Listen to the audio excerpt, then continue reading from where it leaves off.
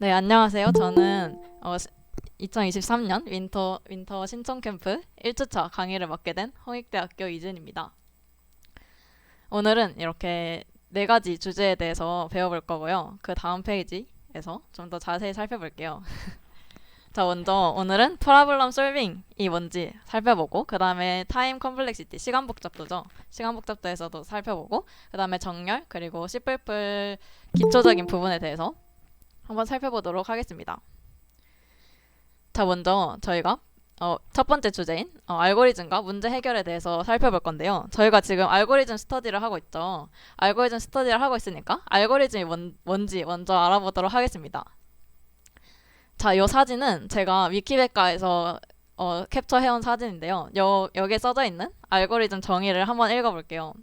자, 알고리즘은 뭐 이런 분야에서 어떠한 문제를 해결하기 위해 정해진 일련의 절차이다 라고 써 있는데, 어, 그, 간단하게 말하면 알고리즘이란 어떤 문제를 이제 해결하기 위한 절차다라고 생각을 하시면 돼요. 그래서 실생활에서 뭐 알고리즘의 예시를 들어보자면, 뭐 예를 들면 양치질 하는 알고리즘이다 하면은 1번 칫솔에 치약을 바르고, 그 다음에 입속에다가 칫솔을 넣고, 3번으로 양치질하고, 4번 입을 헹군다, 이런 식의 절차가 있을 수 있겠죠. 그리고 예를 들어서 뭐 홍익대학교에서 서강대학교까지 가는 알고리즘이다 그러면은 1번 홍익대학교에서 홍대 입구역까지 걸어간다. 그 다음에 2번 거기서 지하철 2호선을 타가지고 뭐 신촌 방면으로 간다. 그래서 3번 신촌역에서 내려서 4번 뭐 서한대까지 걸어간다. 뭐 이런 식으로 알고리즘이 있겠죠. 근데 저희는 저희가 배울 알고리즘은 이제 컴퓨터로 문제를 해결하는 거예요.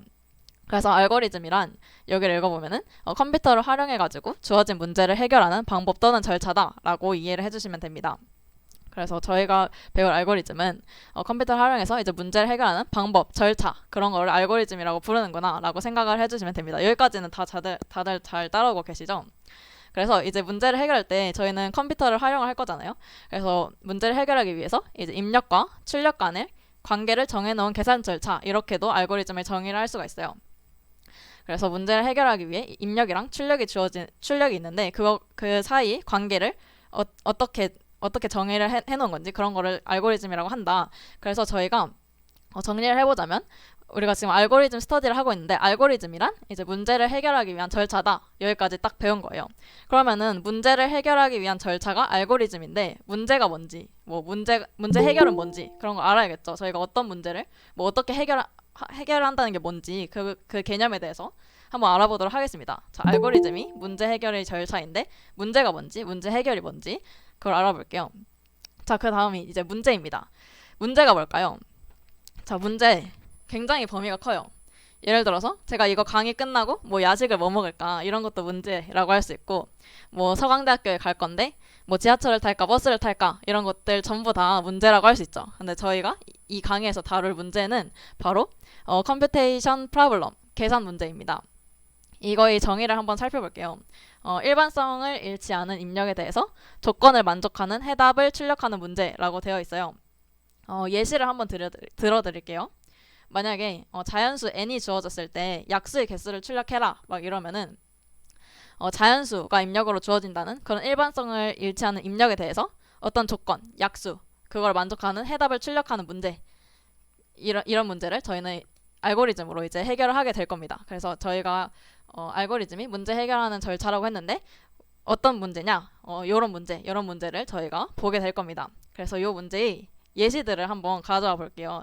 자, 컴퓨테이션 프로블럼에는 어떤 종류들이 있는지 이렇게 네 가지로 나눠볼 수가 있어요. 이거를 뭐 외워야 된다든지 그런 거 아니고, 그냥 이제 알고리즘이 문제 해결하는 절차인데 뭐 문제에는 종류가 이런 것들이 있구나, 그냥 가볍게 듣고 넘겨주시면 됩니다. 먼저 디시전 프로블럼. 이거 이제 100주 문제를 푸시다 보면은 뭐 요런 유형의 문제들을 많이 보실 수가 있을 거예요.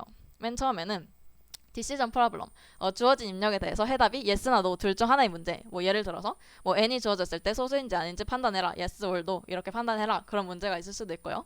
아니면은 search problem이라고 해서 입력에 대해서 해답을 찾거나 존재하지 않음을 보여주는 문제. 예를 들어서 n이 주어졌을 때 이게 뭐 n의 소인수가 있으면 1, 없으면 0을 출력해라, 이런 식으로 존재하는지 판단하는 문제도 있을 수도 있고요. 그 다음에 카운팅 프로블럼. 요거는 이제 이 서치 프로블럼에서 입력에 대한 해답의 개수를 찾는 겁니다. 이거는 있는지 없는지만 판단했는데 여기서는 개수까지 찾으라고 했죠. 그래서 뭐 소인수의 개수를 출력해라 이런 식으로 할 수 있겠죠. 그 다음에 마지막으로 옵티미제이션 프로블럼은 여기에서 모든 해답의 집합에서 가장 최선의 것을 찾아라. 그래서 예를 들어서 뭐 가장 많은 약수를 가진 수를 출력해라 이런 식으로 최선의 해답을 찾는 문제. 이렇게 문제가 이런 식으로 여러 가지 종류가 있어요. 그래서 저희는 이런 문제들을 해결하는 절차를 찾는 그런 알고리즘에 대해서 배운다라고 생각을 해주시면 됩니다. 그래서 저희가 지금까지 이 스터디 목적이 알고리즘이었는데 그 알고리즘이 뭔지 배웠고 그리고 어떤 문제를 풀 건지 그런 것도 배웠습니다. 그러면은 문제를 해결하는 절차가 알고리즘이라 했는데 그럼 이번엔 문제 해결이 뭔지 한번 살펴볼게요. 문제 해결이 무엇일까? 자, 문제 해결이란 알고리즘을 이용해서 문제를 주어진 시간과 메모리 제한 안에서 해결을 하는 거를 이제 문제 해결이라고 합니다. 그래서 이런 시간 제한이랑 메모리 제한이 있는데 그 안에 문제를 해결해야 되는구나. 저희가 이제 컴퓨터로 알고리즘 문제 해결을 할 거잖아요. 그래서 컴퓨터로 알고리즘 문제를 해결할 수 있도록 코드로 작성하는 거를 이제 프로블럼 솔빙이라고 하는데 그거를 줄여서 이제 PS라고 부르기도 합니다. 프로블럼 솔빙 앞자리를 따서 PS라고 하기도 합니다. 그래서 문제 해결이란 이렇게 이런 제한 안에서 해결하는 거고 알고리즘 문제 해결하는 거를 이제 PS라고 부르기도 하는구나 까지 한번 배워보았습니다. 여기까지 뭐 크게 어려운 거 없으시죠? 괜찮으시죠? 그러면은 이제 뭔지 다 알겠어요. 알고리즘도 뭔지 알겠고 알고리즘 문제 해결하는 절차를 했는데 문제도 뭔지 알겠고 문제 해결도 이제 뭔지 배웠죠. 근데 그러면은 저희가 이런 궁금증이 생길 수 있어요. 그 알고리즘 문제 해결하는 거 PS라고 한다 했는데 PS를 왜 배워야 될까요? 혹시 아시는 분 계시나요? PS를 다들 왜 하고 계시죠? 알고리즘 문제 푸는 거를 뭐 재밌어서 하실 수도 있고 뭐 다들 뭐 이유가 다르실 것 같은데 여러분들은 알고리즘을 왜 공부하고 계신가요? 채팅창에 혹시 본인의 공부 목적을 공유해 주실 수 있나요? 알고리즘 저는 처음에는 그냥 학교에 알고리즘 학회가 있길래 우연히 들어갔다가 그냥 공부를 하게 되었는데요. 여러분 채팅으로 코딩 테스트에 나와서요. 그쵸? 코딩 테스트요. 잠시만요. 코딩 테스트. 그쵸. 코딩 테스트 보통 준비하시느라 많이 알고리즘 공부를 하시죠. 자, 그래서 PS를 다른 분들도 채팅창에 계속 쳐주셔도 됩니다. 이제 PS를 배워야 하는 이유에 대해서 한번 알아보도록 하겠습니다. 그걸 알아야 좀 동기부여가 되잖아요. 자, 그러면은 알고리즘 PS를 이제 안 배우고 그냥 개발만 잘하면 되는 거 아닌가? 그냥 이렇게 생각할 수도 있어요. 알고리즘이랑 개발이랑 좀 다른 느낌이니까요. 근데 이제 좋은 프로그램을 만들기 위해서는 이제 그 골격이 되는 좋은 알고리즘이랑 적합한 자료 구조 같은 거를 사용할 필요가 있어요. 그래야 이제 속도도 빠르고 효율적인 이제 범용성이 높은 프로그램을 만들 수 있기 때문인데요. 이렇게만 말하면은 너무 딱딱하고 잘 안 와닿죠. 그래서 좀 상세하게 한번 살펴볼게요. 먼저 알고리즘을 배웠다. 그러면은 이제 학교 전공 수업에서 2학년이랑 3학년 때 자료구조랑 알고리즘 수업이 있죠. 그거를 좀 수월하게 승화할 수 있다라는 장점이 있고요.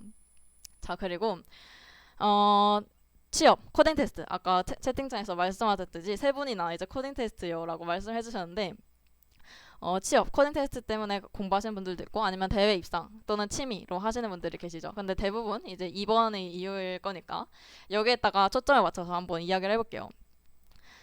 저희가 이제 이름만 들으면 알만한 뭐 그런 IT 회사나 이제 대기업 같은 경우 코딩 테스트를 보거나 이제 면접에서 이제 알고리즘 문제 해결 능력을 알아볼 수 있는 질문 같은 걸 하면서 많이 하는 걸 알고 계시죠. 그리고 이제 세계적인 IT 회사인 구글 같은 경우도 알고리즘 PS 능력 같은 거를 집중적으로 체크하기도 하고요. 그래서 이제 다 뭐 형태는 다르지만 뭐 코딩 테스트든 면접이든 이제 소프트웨어 엔지니어를 채용할 때 이제 알고리즘 문제 해결 능력을 많이 본다는 거를 이제 다들 알고 계시니까 여기 스터디에 참여를 하셨을 거예요. 그러면은 이제 저희가 뭐 취업을 하거나 코딩 테스트를 보거나 이제 알고리즘이 중요하다는 거는 알겠어요. 그렇게 채용을 할 때 알고리즘을 중요하게 보니까 PS가 중요하긴 한가 보다. 그럼 PS를 잘하면은 좋은 점이 뭐가 있을까요? 알고리즘 문제 해결 능력이 뛰어나면은 이제 부수적으로 딸려오는 능력들이 있는데 그것 때문에 이제 PS를 많이 하는 그 장점들이 있습니다. 그걸 한번 봐볼게요. 먼저 이제 알고리즘 문제 해결 능력이 좋으면은 그 PS를 잘하면 좋은 점 이렇게 네 가지를 한번 간추려 봤는데요. 먼저 구현 능력이 좋아집니다. 어떤 비즈니스 로직이나 이제 알고리즘을 구현하는 능력이 이제 꽤 많이 능숙해지고 그런 거를 빠르고 정확하게 구현할 수 있는 능력이 생기게 됩니다. PS를 하다 보면. 그래서 이런 기초 체력 같은 능력을 이제 키우다 보면은 더 이제 다른 것들도 코드를 짤 때 더 수월하게 할 수 있다. 라는 걸 말해드리고 싶고, 그리고 이제 시간과 공간 복잡도에 대한 이해라고 써놨는데 좀 이따가 시간 복잡도가 뭔지 공간 복잡도가 뭔지에 대해서 배울 거예요. 그래서 이런 거 이제 PS 하다 보면 잘 이해를 할 수 있구나 라고 생각하시면 됩니다. 이제 문제 풀다 보면 막 시간초가 이런 거가 나는데 그런 거를 시간초가 나서 막 다시 코드 수정하고 이런 거 해보신 분이랑 안 해보신 분이랑 많이 차이가 나겠죠.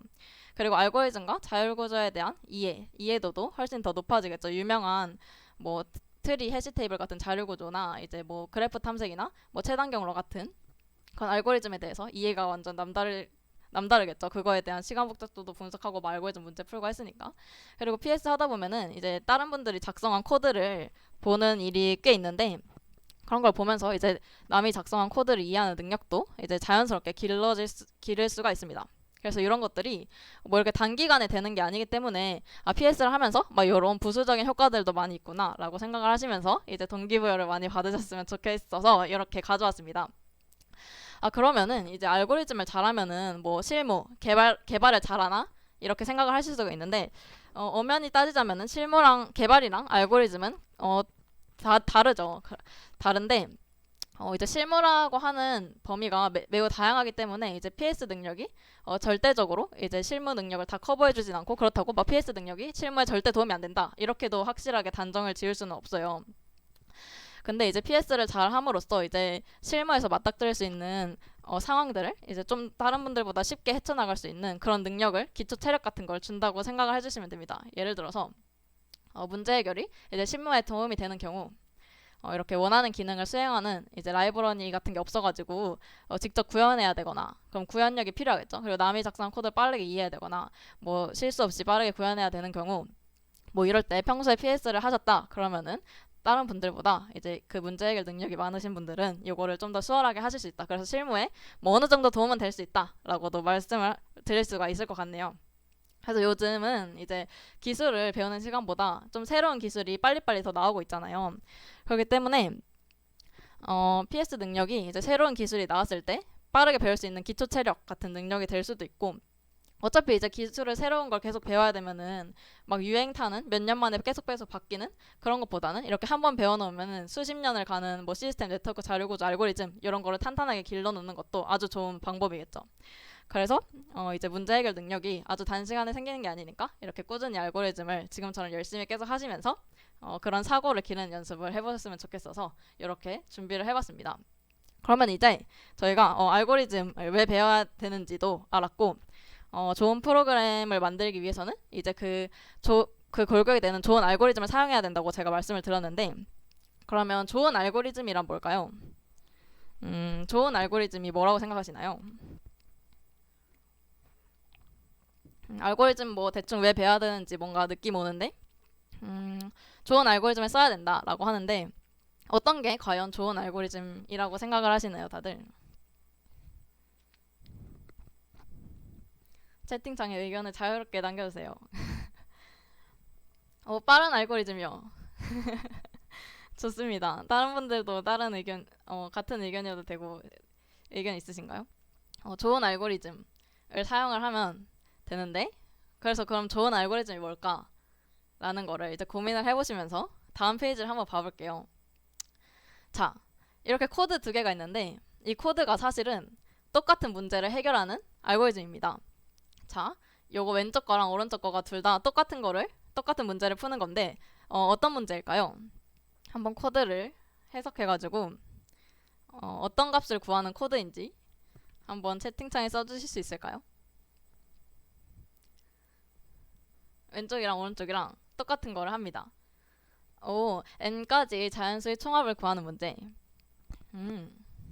다른 분들도 동의를 하시나요?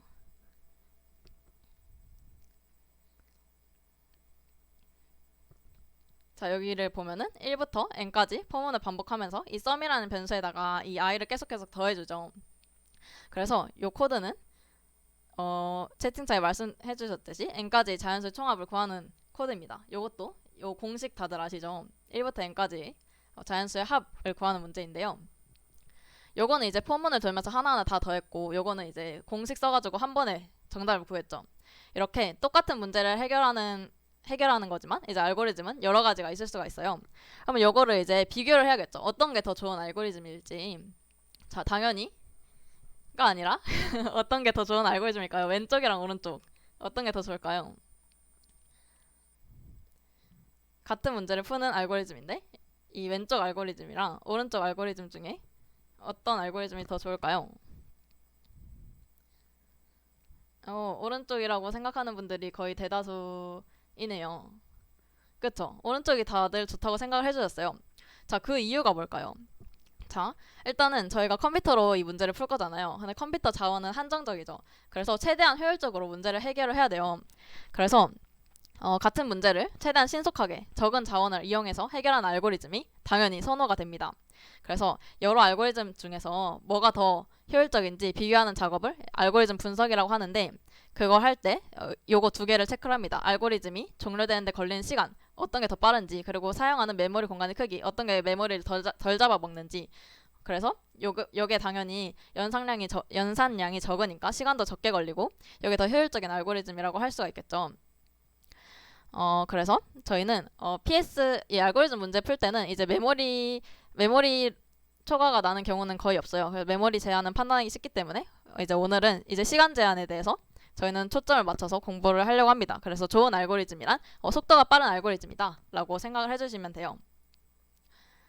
그래서 정리를 해보자면 요 두 개 코드에서 똑같은 문제인데 요 시간이 더 적게 걸리는 오른쪽 요거가 속도가 더 빠른 요 코드가 더 좋은 알고리즘이다. 성능이 더 좋다 라고 이야기를 할 수가 있습니다. 그래서 여기까지 이제 좋은 알고리즘이 뭔지도 한번 살펴봤어요. 그럼 이제 문제 해결 과정, 문제 해결을 어떤 과정으로 하는지 그거를 총 정리를 해보자면 맨 처음에 이제 문제가 있겠죠. 문제를 이해를 하고 그 다음에 문제 이해를 위한 알고리즘을 찾습니다. 어떤 알고리즘으로 이 문제를 해결해야 될지 생각을 한 다음에 그 알고리즘을 풀면은 이게 시간 제한과 메모리 제한을 통과할 수 있는지 판단을 해봅니다. 그래서 안 될 것 같다? 그럼 이제 2번으로 돌아가는 거죠. 그래서 적합한 알고리즘을 찾고 그 다음에 그 알고리즘을 이용해서 코드로 구현을 하면 됩니다. 그래서 어떤 자율 구조를 사용할 건지 뭐 이런 식으로 생각을 하면서 구현을 하면 된다 라고 생각을 하시면 돼요. 자, 그래서 여기까지 저희가 길고 긴 과정 이제 첫 번째 챕터가 끝났습니다. 이제 알고리즘과 문제 해결에 대해서 알아봤는데, 그리고 알고리즘과 문제 해결에 대해서 알아보면서 그런 뭐 장단점, 뭐 좋은 알고리즘이 뭔지 뭐 이런 것까지 세세하게 살펴봤습니다. 여기까지 혹시 뭐 질문 있으시거나 뭐 이야기하고 싶은 거 있으시면은 뭐 언제든 남겨주시고요. 저는 이제 두 번째 챕터로 한번 넘어가 볼게요. 자, 저희가 이제 알고리즘 문제 해결을 할 때 시간 제한이랑 메모리 제한 내에서 해결을 해야 되는데 시간 제한에 좀 더 초점을 맞출 거다라고 이야기를 드렸죠. 그래서 요 시간 제한에 대해서 한번 더 살펴볼게요. 이제 두 번째 파트 시간 복잡도라는 파트로 넘어왔습니다. 자, 모든 문제에는 이렇게 100줄 문제를 보시면은 그 문제 번호 밑에 시간 제한, 메모리 제한 이렇게 써 있어요. 근데 저희가 일단 문제를 딱 보자마자 그냥 이거 뭔가 이렇게 하면 될 것 같은데 이러고 그냥 코드 대충 짜보고 제출했는데 틀렸습니다. 뭐 시간 초과 이런 거 받고 나서 이거 시간 오래 걸려서 안 되나 보네 이러고 다시 좀 더 빠른 알고리즘 생각해보고 이러면 비효율적이겠죠. 미리 시간을 좀 가늠을 해보고, 그러니까 요거 제출을 해가지고 이게 오래 걸리는구나 이렇게 아는 게 아니라 미리 그 코드를 짜기 전에 이 알고리즘으로 하면은 어느 정도 시간이 걸리겠다 이렇게 가늠을 해보고 나서 이게 시간 초과가 나겠다 안 나겠다를 안 이후에 코드를 짜면은 훨씬 더 효율적이겠죠. 그냥 코드 짜보고 제출해보고 시간 초과네 이러고 다시 짜고 막 이러는 것보다.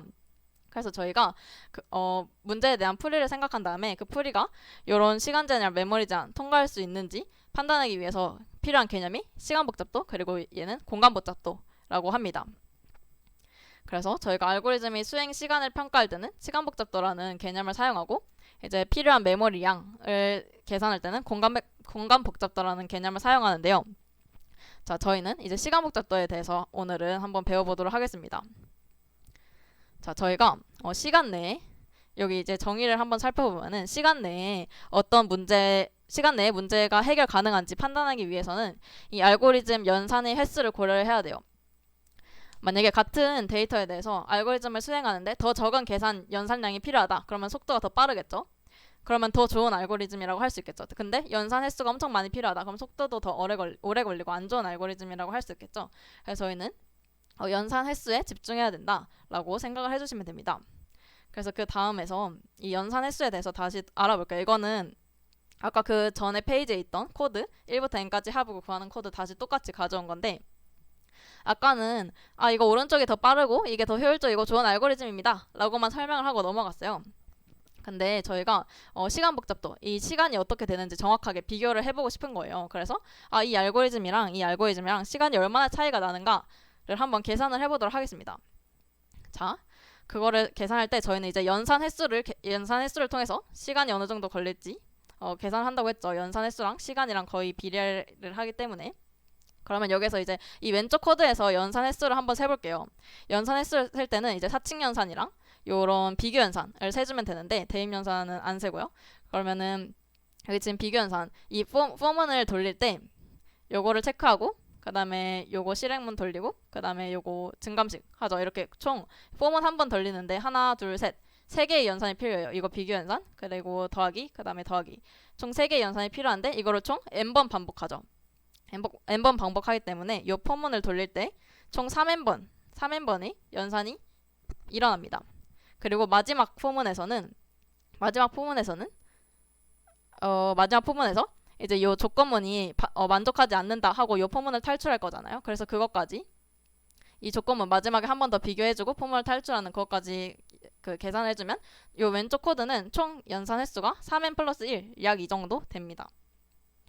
그래서 만약에 뭐 n이 입력값이 1000이다 그러면은 대략 3000번 정도의 연산이 필요하다 라는 거겠죠. 그러면 이제 오른쪽을 한번 볼게요. 오른쪽을 한번 보면은 여기는 몇 번이 필요할까요? 연산 횟수가. 자, 이것도 이제 지금 같은 문제인데 1부터 n까지 공식을 이용해서 한 번에 풀었어요. 자, 요거는 이제 연산 횟수가 몇 번 필요할지 보니까 여기 곱하기, 여기 더하기를 먼저 하고 곱하기 하고 나누기, 이렇게 총 3번 연산을 하죠. 그래서 요거는 총 3번, 요거는 총 3n 플러스 1번 연산을 합니다. 그래가지고 만약에 이 문제에서 뭐 n이 1부터 최대 1000 사이다 라고 하면은 만약에 이 n이 입력으로 1000이 들어왔다 그러면 요거는 3001번 계산해야 되고, 얘는 n으로 입력이 뭐가 들어오든 간에 상관없이 3번의 연산을 합니다. 그러면은 저희가 만약에 n이 입력이 1이라고 들어왔다. 그럼 얘는 4고 얘는 3이잖아요. 그러면 요거 알고리즘 두 개가 거의 다 뭐 4나 3이나 거의 똑같으니까 그냥 뭐 왼쪽도 좋은 알고리즘이라 할 수 있는 거 아닌가요? 뭐 이렇게 생각을 하실 수가 있어요. 근데 그렇게 하면은 안 됩니다. 왜일까요? 여기 뭐 정답이 써있긴 한데, 자, 만약에 n이 1부터 최대 1000인데 1을 넣으면은 뭐 4니까 뭐 이것도 효율적인 알고리즘 아닌가요? 이렇게 하면 안 되고, n이 최대 1000이라고 했잖아요. 그럼 1000을 넣으면은 얘는 3000번, 대략 3000번의 연산이 필요한 거예요. 그렇기 때문에 저희는 이 임의의 n이 있는데 이거의 상한, 최악의 경우를 놓고 알고리즘의 효율성을 판단을 해야 됩니다.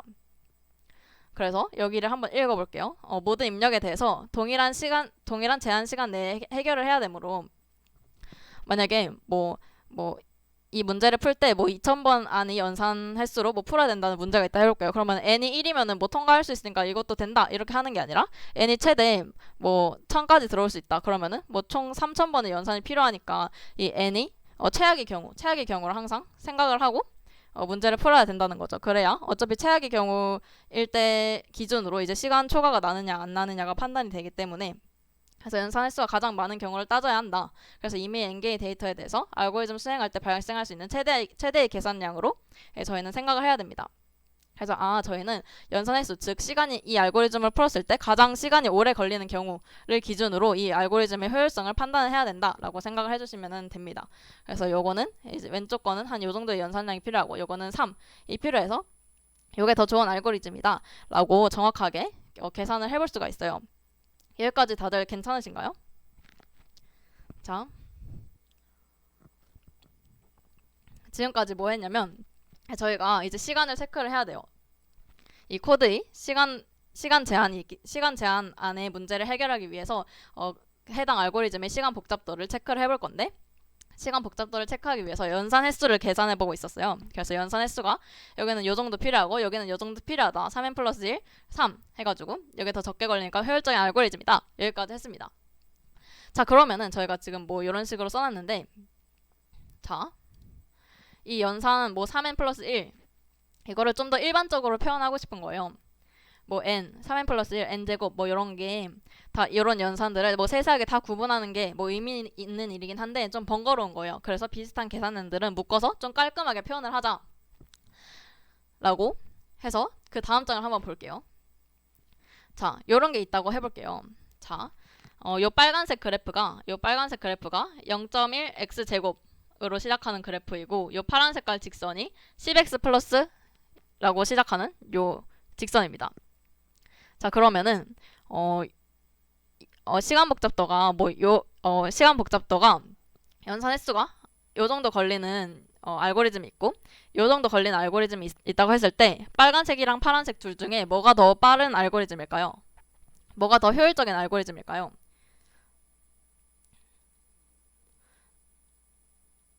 아까 앞에 페이지에서는 3n 플러스 1이랑 3 이걸 비교해가지고 여기에 더 작으니까 대체적으로 요게 더 작으니까 요게 더 빠르고 좋은 알고리즘이다 라고 했는데, 여기에서도 지금 뭐가 더 큰지 비교를 하고 싶은 거예요. 더 작은 거 이거랑 이걸 비교했을 때 더 작은 게 뭘까요? 어떤 게 더 좋은 알고리즘인지 알고 싶을 때 파란색이요. 파란색이요. 좋습니다. 그거를 어떻게 판단하게 됐을까요? 자, 한번 볼게요. 여기를 보면은, 자, 지금 이 빨간색이랑 파란색 그래프 중에 어떤 게 더 큰지 알아야 돼요. 더 크면은 이 숫자가 크면은 덜 효율적인 알고리즘이죠. 이게 더 밑에 있는 더 작은 값이어야 효율적인데, 보면은 자, 여기 100,2013을 기준으로 이 파란색 그래프가 이때는 위에 있죠, 빨간색보다. 근데 요 100,2013을 기준으로 더 오른쪽에는 이 빨간색 그래프가 파란색 그래프보다 더 위에 있어요. 그래서 만약에 이 x, 그러니까 n 요거가 100보다 작다, 100보다 작으면 요 빨간색이 더 효율적인 알고리즘인 거고, n이 100보다 크다 그러면은 요 파란색이 더 효율적인 알고리즘인 거죠. 근데 많은 분들이 지금 파란색이 더 효율적인 알고리즘이다 라고 답변을 해주셨어요. 자, 그 이유를 생각해보면은 저희는 컴퓨터로 문제를 풀 거죠. 그래서 뭐 100 이렇게 작은 숫자면은 그냥 저희가 하면 되지, 컴퓨터를 굳이 시키지 않자. 저희는 뭐 컴퓨터로 이제 알고리즘 문제를 풀 때 웬만하면은 뭐 n이 뭐 10만 100만 뭐 이런 식으로 더 굉장히 큰 수가 들어온다고 가정을 합니다. 그래서 여기에 요 x로 100 이렇게 작은 수가 아니라 뭐 10만 100만 이렇게 엄청나게 커진다면은 빨간색은 훨씬 더 이렇게 이 n제곱은 훨씬 더 가파르게 증가를 하고, 요 파란색은 이렇게 증가를 하겠죠. 그래서 파란색이 훨씬 더 작은 값이기 때문에 여기에서 더 작은 값이기 때문에 얘가 더 효율적인 알고리즘이다 라고 할 수가 있는 거예요. 그래서 지금 그거를 보면은 요렇게 제가 숫자로 이렇게 표시를 해놨는데, 봤을 때 이제 비교적 큰 수에서는 이렇게 비교적 큰 수, 그러니까 100보다 더 큰 수가 들어왔을 때는 요 앞에 요 빨간 색깔 식이 더 큽니다. 요 값이 더 큽니다. 오래 걸려요. 그래서 저희는 이제 컴퓨터로 처리할 거기 때문에 이제 x가 크다고 생각해도 되는데, 요 오른쪽에서는 요 빨간색이 훨씬 더 큰 값이다. 그래서 저희가 그거를 판단할 때 상수와 개수들을 뺀 최고차항만 고려를 해도 같은 결과를 얻는다는 걸 알 수가 있어요. 여기에서 상수와 개수 뭐 13 그리고 개수 0.1, 10 이런 걸 빼고 최고차항 x제곱 요것만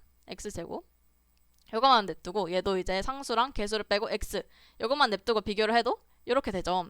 그래서 요거 다 자잘고래한 거 다 빼고 요것만 비교를 해도 같은 결과를 얻는구나. 저희가 뭐 10만, 1000만, 1억 이렇게 값이 커졌을 때 그 빨간색이 파란색보다 더 큰 값을 가지는데 이렇게 부등호가 되는데, 요 상수랑 개수를 다 떼도 똑같이 이렇게 되는구나.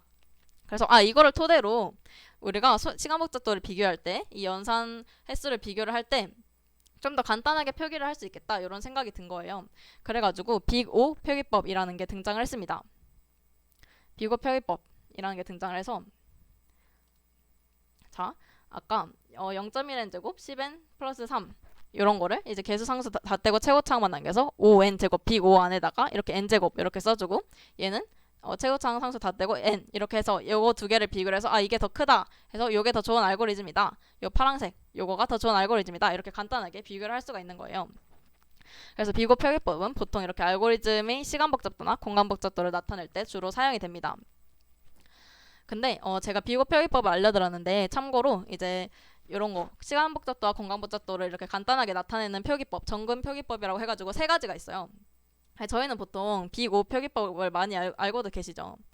비고 표기법이 있고 사실 두 가지가 더 있습니다. 빅 오메가 표기법이 있고 빅세타 표기법이 있어요. 빅세타. 요거는 이 빅 오 표기법은 이 해당 알고리즘의 최악의 시간, 최악의 실행 시간을 표기하는 겁니다. 최악으로 한 요 정도의 시간이 걸린다. 이렇게 풀었을 때 가장 오래 걸린다. 그 최악의 시간을 여기다 써주는 거고요. 빅세타는 평균적인 시간을 써주는 거고 빅 오메가는 최상. 이 알고리즘을 풀었을 때 제일 좋을 때 이 정도의 시간 공간이 필요하다. 이런 걸 할 때 저런 기호를 쓰기도 합니다. 이거 나중에 궁금하신 분들은 더 구글링을 해보시고요. 아무튼 저희는 아까 연산 횟수의 상한을 알아야 된다고 했죠. 아무리 많이 걸려도 이 시간 안에는 끝난다. 이런 개념이 가장 문제 풀 때 시간 제한을 통과하려면 중요하기 때문에 비고 표기법을 저희는 사용을 할 겁니다. 자, 그래서 아무튼 우리가 이제 문제를 풀 때 어떤 알고리즘으로 문제를 풀면 수행시간이 어떻게 될지 미리 알기 위해서 시간복잡도라는 걸 이제 계산을 해볼 건데 그때 이제 시간복잡도를 좀 더 간단하게 표기한 비고 표기법 이런 거를 사용해서 측정을 한다라는 걸 알게 된 거예요. 좋습니다. 여기까지 다들 잘 따라오고 계신가요? 자, 여기서 그럼 비고 표기법에 대해서 좀 더 자세하게 한번 알아볼게요. 자, 비고 표기법이란 뭐 이렇게 뭔가 어려운 게 써있는데 한번 읽어볼게요.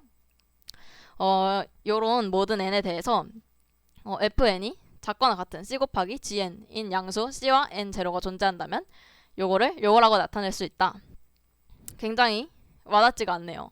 한번 예시를 들어서 설명을 해드릴게요. 자, 여기에서 어떤 함수 fn 요런 게 있는데 요거를 비고 표기법으로 표현을 했을 때 요거다 라는 것은 이제 n의 값이 일정 수준을 넘어가면은 그 이상의 어떤 n을 대입을 해도 c 곱하기 gn보다 결과값이 작은 이 fn이 요거보다 결과값이 작은 요런 상수 c 요거가 존재한다는 의미예요. 그래서 모든 n에 대해서 요거인 양수 c랑 n 제로가 존재한다면 요거로 나타낼 수 있다라고 했는데 아직도 좀 어려우니까 한번 예시를 통해서 이게 무슨 말인지 다시 한번 제대로 이해를 해볼게요. 자, 만약에 fn이 10n 플러스 1013이라고 해볼게요. 그러면은 요 파란 색깔입니다. 요 파란 색깔 요 그래프 fn이 요거라고 해볼게요. 그리고 gn이 만약에 요거라고 해볼게요. 그러면은 요 정의에 따라서 써보면은 fn 그러니까 10n 플러스 1013 요거를 지금 비고 노테이션으로 하면은 이 gn이 n이니까 여기다 넣으면은 5n 이렇게 표현할 수 있다는 거죠. 자, 10n 플러스 1013 요거를 이제 5n 이렇게 표현을 할 수 있다. 이건 앞에서 아까 배웠었잖아요. 상수랑 개수 떼고 이렇게 최고차항만 표시를 한다. 이렇게 표시를 할 수 있는데 그 조건을 여기다가 잘 써준 겁니다. 자, 보면은 만약에 이렇게 가정했을 때 요 fn이 여기를 보면은 fn이 c 곱하기 n 요 gn 대신에 요 gn 요거를 가져온 거예요. 요거보다 작은 항상 작다 요거를 성립하게 하는 양수가 존재하는지 한번 봐볼게요. 자, 10n 플러스 1013보다 이거가 항상 작아야 돼요. 어떤 c와 n의 c에 대해서요. 그러면 만약에 이 c가 100이라고 해볼게요. 100. 그러면은 10n 플러스 1013이 이 파란 색깔 그래프죠. 그리고 100n이 만약에 100x 요거가 이 빨간 색깔 그래프죠. 그러면은 여기 이 두 개가 만나는 점이 여긴데 그게 11.256이래요. 그러면은 n이 만약에 요 x가 뭐 12보다 큰 경우에서는 이 빨간색 그래프가 항상 파란색 그래프보다 위에 있죠. 그래서 이 n이 아까 이 n0보다 큰 n 그러니까 이 n0가 만약에 뭐 12라고 하고 이 c가 만약에 100이라고 한다. 그러면은 100n 요 오른쪽만 보는 거예요. 그러면 이제 100n이 이 10n보다 항상 크죠. 어떤 n을 대입하더라도 여기에서는. 그래서 요거가 성립하게 하는 양수 c와 n 제로가 존재하기 때문에 요거를 이제 요거 gn, on 이렇게 나타낼 수가 있다라는 의미였습니다. 자, 다시 요거를 지우고 그러면은 이제 요거를 읽으면은 이해가 가실 거예요. 자, 아까 여기 예시로 보면은 n0가 100인 거죠. 100보다 큰 모든 n에 대해서 n0가 12인 거죠. 12. n0가 12. 여기가 뭐 12라고 해볼게요. 예를 들면 뭐 12보다 큰 모든 n에 대해서 뭐 13, 14 이런 거에 대해서 보면은 빨간색 요 그래프가 항상 파란색 그래프보다 크죠. 요 빨간색 그래프는 뭐였냐면 요 c가 100일 때 그리고 gn은 저희가 n이라고 했어요. 요 함수는 n이에요. 요거는 10n 플러스 1013. 저희가 그러니까 여기서 하고 싶은 게 요 fn이라는 함수 요거를 이제 비고 노테이션으로 나타내고 싶은 거예요. 요거는 비고 노테이션으로 이거다라는 걸 나타내고 싶은데 그래서 요거가 c 곱하기 gn보다 항상 작은 요런 c랑 n이 존재한다면은 얘를 이제 요거라고 부를 수 있다. 여기다 요걸 집어넣어서 on이라고 부를 수 있다. 라는 겁니다. 그래서 이제 적당히 큰 수에 대해서는 이제 fn의 증가량이 요 c 곱하기 gn을 넘지 않는다. 여기에서는 그래서 대략적인 이제 fn의 상한을 알 수가 있죠. 요 파란 색깔 그래프의 상한을. 그래서 이제 n이 어느 정도 이상 커지면은 fn이 요 빨간 색깔을 여기에서는 넘지 않으니까 요 상한을 알 수 있구나. 그래서 얘를 이렇게 간단하게 이런 식으로 표현을 한다고 생각을 해주시면 됩니다. 그래서 저희가 서로 다른 알고리즘의 시간 복잡도를 비교할 때 뭐 상수랑 계수 이런 거 다 떼고 이제 간단하게 저렇게 비교를 할 수 있다. 알고리즘 간의 효율성 비교가 쉬워진다 라고 생각을 하시면 됩니다. 그러면은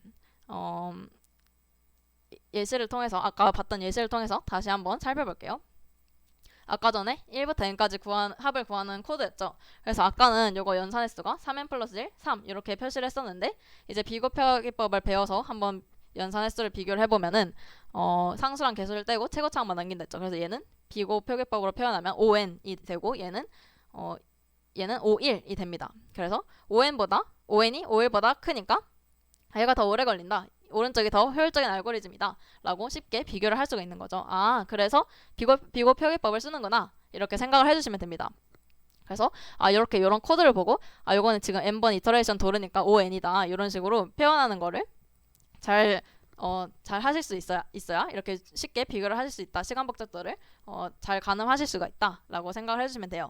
그래서 여러 가지 예시들을 한번 살펴볼게요. 비고 표기법 예시. 자, 먼저 비고 1입니다. 비고 1은 아까 앞에서 살펴봤죠. 이렇게 입력값, 이 n 값에 상관없이 상수시간만 걸린다. 그래서 이제 비고 1이라고 나타낼 수 있고요. 그 다음에 요거는 이제 로그 n, 로그 n 여기 밑에 밑이 2인 거를 이제 생략하고 로그 n 이렇게 쓴 건데요. 대표적인 예시로 이분 탐색이라는 게 있어요. 요거 나중에 배울 건데 이분 탐색과 분할 정복 시간에 배우실 거예요. 몇 주 차인지 까먹었는데 거기서 이제 이분 탐색이 이런 거예요. 만약에 뭐 8개의 원소가 있다고 했을게요. 원소가 있다고 하면은 저희가 업다운 게임을 하는 거예요. 그러면은 만약에 맨 처음에 요거 네 번째 인덱스 거를 말했다. 그래서 이 숫자를 찝었을 때 이거 아닌데? 그럼 이거보다 다운이다. 그러면은 뭐 이런 식으로 여기 중간값을 말하겠죠. 그럼 이거보다 다운이다. 그러면은 뭐 이거 그러면 이게 맞다. 뭐 이거보다 다운이다. 이런 식으로 해서 거의 한 3번 만에 이 정답을 저희가 찾아낼 수가 있죠. 그거를 이제 이분 탐색이라고 쉽게 말하면 그렇게 생각을 해주시면 되는데 지금 총 원소 n은 8일 때 3번 정도 반씩 줄여나가면서 탐색을 했죠. 그래서 총 로그 n 정도의 시간이 걸린다 라고 생각을 해주시면 됩니다. 그래서 이 이분 탐색하는 코드는 요 정도 시간이 걸리는구나, 그냥 저런 게 있구나 라고 생각을 해주시면 되고, 요거는 이제 아까 앞에서 봤죠. 이렇게 폼은 0부터 n까지 도는 거니까 이제 on이다 라고 생각을 해주시면 되고, 요거는 이제 좀 이따가 살펴볼 거예요. 정렬하는 함수인데 요거는 n 로그 n이 걸린다 라고 생각을 해주시면 되고, 요거는 이제 이중 포문이 들어갔죠. 이중 포문이 n까지 n 반복하니까 n제곱이다 라고 생각을 해주시면 되고, 그 다음에 이거는 피보나치를 구하는 함수인데 n번째 피보나치를 구하는 함수입니다. 그래서 만약에 n이 5였다 그러면은 f5라는 함수가 f는 생략하면서 적을게요. 4, 3 이렇게 호출하고, 얘는 3, 2 그 다음에 얘는 2, 1 이렇게 호출하고, 뭐 1, 0 얘는 2, 1 1, 0 이렇게 호출을 하잖아요. 그래서 이렇게 두 개 계속 가는데 요거에 대략 n 정도 되니까 2의 n승 정도의 시간이 걸린다 라고 생각을 하시면 됩니다. 그래서 코드별로 이제 비교 표기법의 예시를 한번 살펴봤습니다. 그래서 요거가 가장 시간이 적게 걸리고 이렇게 밑으로 이쪽으로 갈수록 시간이 오래 걸린다 라고 생각을 해주시면 돼요. 여기까지 다들 괜찮으신가요? 여기 코드에서 뭔가 어렵다 라고 하시거나 이해가 안 가는 부분이 있으시면은 언제든지 남겨주시고요. 그래서 아까 앞에서 봤던 거를 이렇게 정리를 하면은 이쪽으로 갈수록 오래 걸리고 이쪽으로 갈수록 빠른 겁니다. 그래서 만약에 어떤 알고리즘은 ON이고 어떤 알고리즘은 ON log N이다. 그러면은 요 알고리즘이 더 효율적인 거겠죠. 같은 문제를 풀었을 때.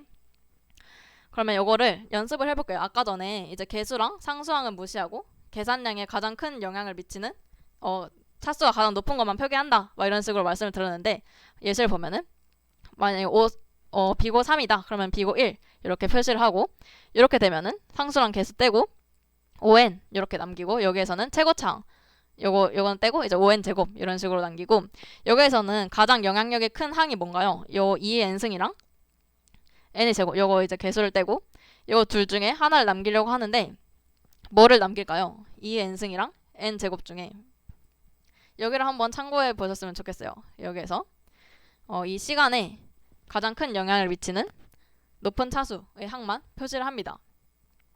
그러면 뭐라고 표시를 해야 될까요?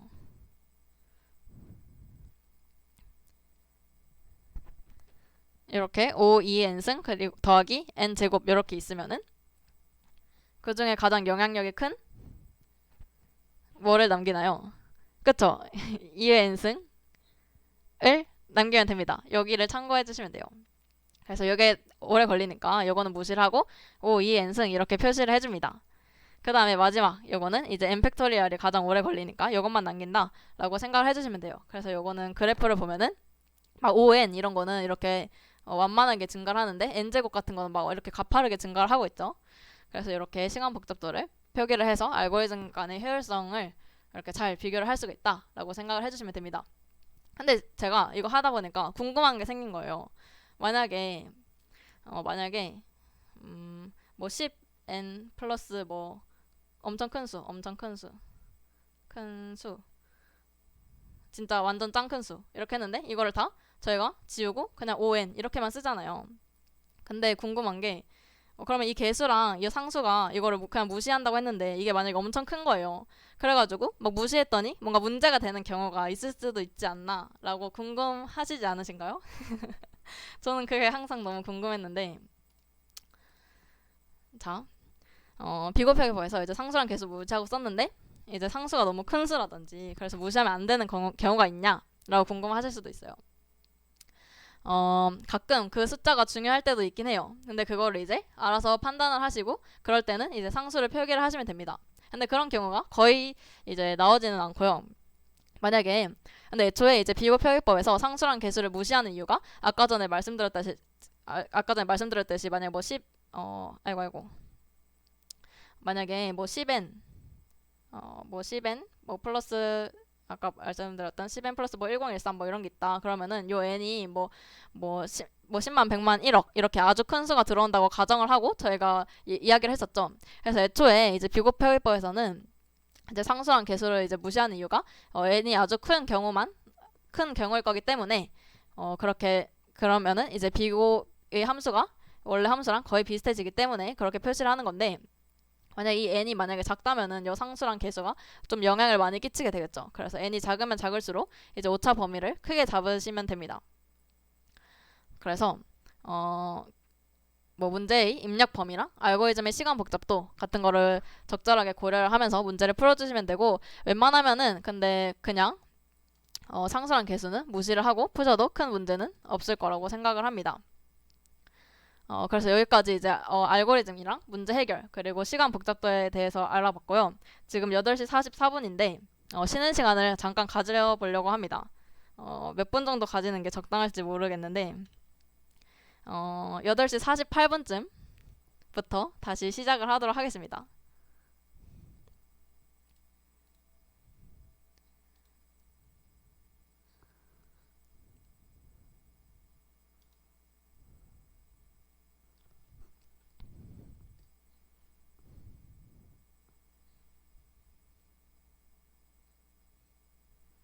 혹시 지금까지 뭔가 마이크가 이상하거나 한 적이 없었죠? 만약에 그랬으면은 알려주세요.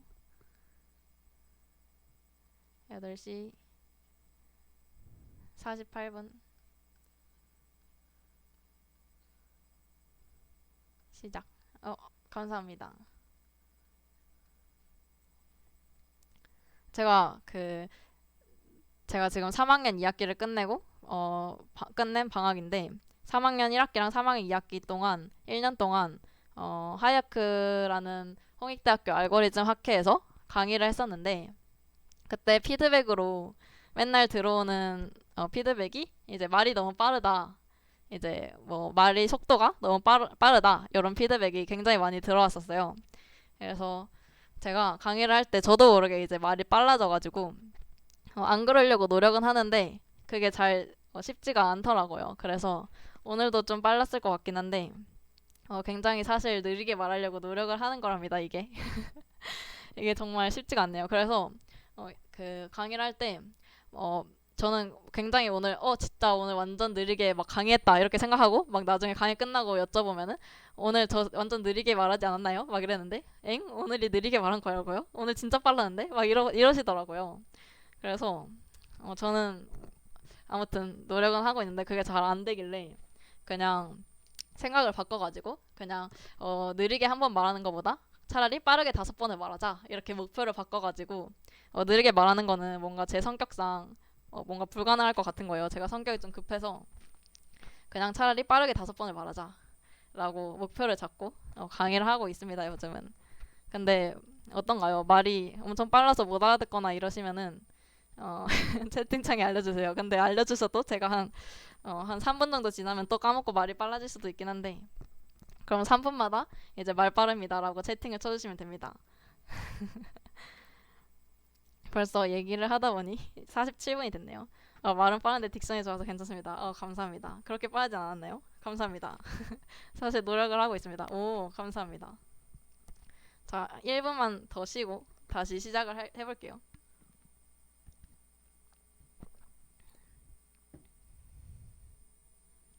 이게 앞에 아무도 없는데 뭔가 이렇게 이야기를 하니까 굉장히 머쓱해요. 여러분들은 해보셨는지 모르겠지만 굉장히 뭔가 유튜버가 되면 이런 느낌일까 이런 생각도 들고 자 이제 48분이 됐어요. 칼같이 시작을 해보겠습니다. 다들 화장실은 잘 다녀오셨나요? 아무튼 시작을 해볼게요. 좀 갈 길이 멀기 때문에 가 아니라 10시 전에는 끝내드릴게요. 자 그래서 저희가 프로블럼 솔빙이랑 그 시간 복잡도에 대해서 알아봤고 그러면 이제 솔팅 이제 정렬하는 알고리즘 대표적인 알고리즘인 이제 정렬에 대해서 배우면서 이제 시간 복잡도 또 생각해보고 이제 알고리즘 문제 해결 이런 거에 대해서 연관지어서 한번 생각해보는 시간을 가져볼게요. 자 정렬 들어왔습니다. 지금 이제 세 번째 파트 들어왔습니다. 자 정렬이란 데이터를 특정한 조건에 따라서 일정한 순서가 되도록 다시 배열하는 일이라고 써 있습니다. 즉 이제 규칙이 없었던 데이터들을 이제 순서나 방향 이런 걸 부여를 해가지고 정렬을 하는 거죠. 예를 들어서 뭐 5, 8, 2, 4, 7, 1, 6, 9 이런 게 있는데 이거 오름차순 정렬해라 이러면은 1, 2, 4, 5, 6, 7, 8, 9 이렇게 정렬을 한 거죠. 정렬하면 좋은 점이 뭔가요? 이거 왜 해야 되나요? 정렬하면은 정렬되어 있으면 자료를 쉽게 찾을 수가 있겠죠. 그래서 이제 정렬이란 알고리즘에 대해서 저희는 알아보려고 합니다. 문제 해결을 할 때 이제 순서대로 뭔가를 해야 된다든지 꼭 크기 순서가 아니더라도 뭐 특정한 조건에 따라서 뭐 정렬해서 뭐를 해야 된다든지 뭐 그런 문제가 있을 수가 있겠죠. 그리고 생각보다 뭐 순서에 아무 상관없이 모든 경우를 탐색하는 그런 문제는 상대적으로 적어요. 그래서 문제의 상황에서 가장 작은 것부터 아니면 가장 큰 것부터 이런 식으로 어떤 순서대로 처리했을 때가 가장 효율적인가 이런 거를 생각을 해보면서 정렬이 필요할 때는 정렬을 해준다라고 생각을 해주시면 됩니다. 그래서 이제 여러 가지 정렬 방법에 대해서 알아볼 건데요. 자, 저희가 이제 알고리즘이 뭔지 배웠고 대표적인 알고리즘의 정렬에 대해서 배울 건데 지금 정렬하는 방법이 여러 가지가 있는데 그 여러 가지 정렬 알고리즘을 배울 거다라고 말씀을 드렸어요. 자, 여러 가지 정렬 알고리즘에 이런 것들이 있습니다. 자, 킥소트, 머지소트, 팀소트, 힙소트, 버블소트, 어쩌고 저쩌고 소트 막 이렇게 있는데 아까 알고리즘이란 제가 문제를 해결하기 위해 입력과 출력 간의 관계를 정해놓은 계산 절차 이렇게 이해를 해도 된다라고 말씀을 드렸어요. 입력과 출력 간의 관계를 정해놓은 계산 절차. 근데 이 정렬이라는 알고리즘이 해결하고자 하는 문제는 이제 뒤섞인 숫자 목록이 있을 거잖아요. 그거를 이제 정렬하는 거를 그게 해결하려고 하는 문제죠. 문제를 해결하는 절차가 알고리즘인데 얘는 뒤섞인 거를 이제 정렬할 거다. 그리고 알고리즘의 입력값과 출력값이 명확하게 주어져 있어요. 입력값은 뒤섞인 숫자 목록이고 출력값은 정렬된 숫자 목록이죠. 그래서 주어진 입력값으로부터 출력값을 얻기 위한 계산 절차인 정렬 알고리즘. 이제 무작위인 거에서 정렬되어 있는 걸로 출력하기 위해서는 그 정렬 알고리즘이 여러 가지가 있습니다. 이렇게 퀵소트 어쩌고저쩌고 소트 이렇게 여러 가지가 있는데 그것에 대해서 이제 배워볼 거다라는 거예요. 자, 이렇게 엄청 여러 가지가 있는데 요거 제가 링크를 걸어드렸는데 요거를 눌러보시면은 요거 동작 과정이 시뮬레이션으로 아주 잘 나와 있어요. 그리고 코드 구현도 어떻게 하는지도 아주 잘 나와 있어요. 그래서 여러 걸로 한번 보시는 것도 아주 추천을 드리고요. 오늘 요거를 다 보진 않을 거고 요 중에서 6가지만 아주 간단하게 한번 짚어보도록 하겠습니다. 그래서 이제 여러 가지 정렬 알고리즘을 배울 거예요. 자, 먼저 저희가 그걸 배우기 전에 정렬 알고리즘을 살짝 분류를 해볼게요. 자, 안정 정렬이라는 게 있고 불안정 정렬이라는 게 있어요. 자, 안정 정렬이 뭐냐면 이제 정렬을 했을 때 똑같은 값들은 이제 정렬하기 전에 상대적 위치를 유지하는 정렬이라고 되는데 이거 예시를 한번 볼게요. 지금 사가 똑같은 게 3개가 있죠. 근데 얘는 빨간 사, 초록 사, 파랑 사라고 하면은 정렬하고 나서도 요 순서 빨, 초, 파 이렇게 순서를 유지를 하는 거를 안정 정렬이라고 합니다. 이렇게 동일한 정렬 기준을 가진 것들은 정렬한 후에도 위치가 동일하다라고 생각해 주시면 되고 반대 개념으로 이제 불안정 정렬이라는 게 있는데 그거는 이제 나중에 살펴볼 거지만 왠지 이렇게 이거 빨초 파였는데 뭐 초빨 파 된다든지 그렇게 될 것 같죠. 아무튼 지금 안정 정렬을 보고 있는데 이렇게 정렬했을 때 똑같은 값들은 이렇게 상대적 위치가 똑같아지는 거 요거를 안정 정렬이라고 한다. 이 안정 정렬에는 버블 소트 그리고 인서트 소트, 머지 소트 이렇게 3가지가 있습니다. 아까 요거가 여기 앞에 여기에서 버블 소트 어디지? 버블 소트, 뭐 인서트, 머지 이렇게 정렬 알고리즘 종류에 있었던 거예요. 그래서 안정 정렬은 이렇게 3가지가 있는데 요거 3가지에 대해서 살펴볼 겁니다. 요거가 이제 정렬 알고리즘 이름이에요. 먼저 버블 정렬 알고리즘에 대해서 살펴보겠습니다. 자, 여기까지 괜찮죠? 정렬 알고리즘 첫 번째 버블 정렬입니다. 자, 얘는 지금 잠시만요. 자, 이렇게 인접한 두 수를 선택한 다음에 만약에 그 두 수가 정렬되어 있으면 놔두고 이렇게 두 수가 정렬되어 있지 않으면 두 수를 바꿔줍니다. 그리고 그 다음에 두 수를 보면서 얘가 지금 오름차순 정렬을 하고 있는 건데요. 그 다음 두 수를 보면서 이렇게 정렬되어 있지 않으면 서로 바꿔줍니다. 이거를 시뮬레이션을 돌리려면은 제가 채팅창을 못 보네요. 아무튼 요 과정을 이제 처음부터 끝까지 계속 반복을 해줍니다. 처음부터 끝까지 요거 두 개씩 바꿔주는 걸 반복을 하고 요거를 이렇게 한번 쭉 가는 거를 이 배열에 아무 변화가 없을 때까지 그거를 계속 반복을 해주면 됩니다. 자, 이렇게 정렬을 하면은 정렬했을 때 매번 반복을 할 때마다 가장 큰 수가 가장 뒤로 가겠죠. 여기서 최대값이었던 8이 가장 뒤로 가고 그럼 얘는 이제 여기다 고정을 해놓고 그 다음부터는 얘는 이제 비교 대상이 아닌 거예요. 그래서 요거 두 개 비교를 해서 이제 큰 거는 계속 뒤로 가면 이제 6이 여기 맨 뒤로 와서 여기 또 고정이 되겠죠. 그럼 이제 앞에 거 요거 중에서 또 정렬을 하고 이런 식으로 요거 한번 계속 봐보세요. 눈으로 어떻게 정렬이 되는지.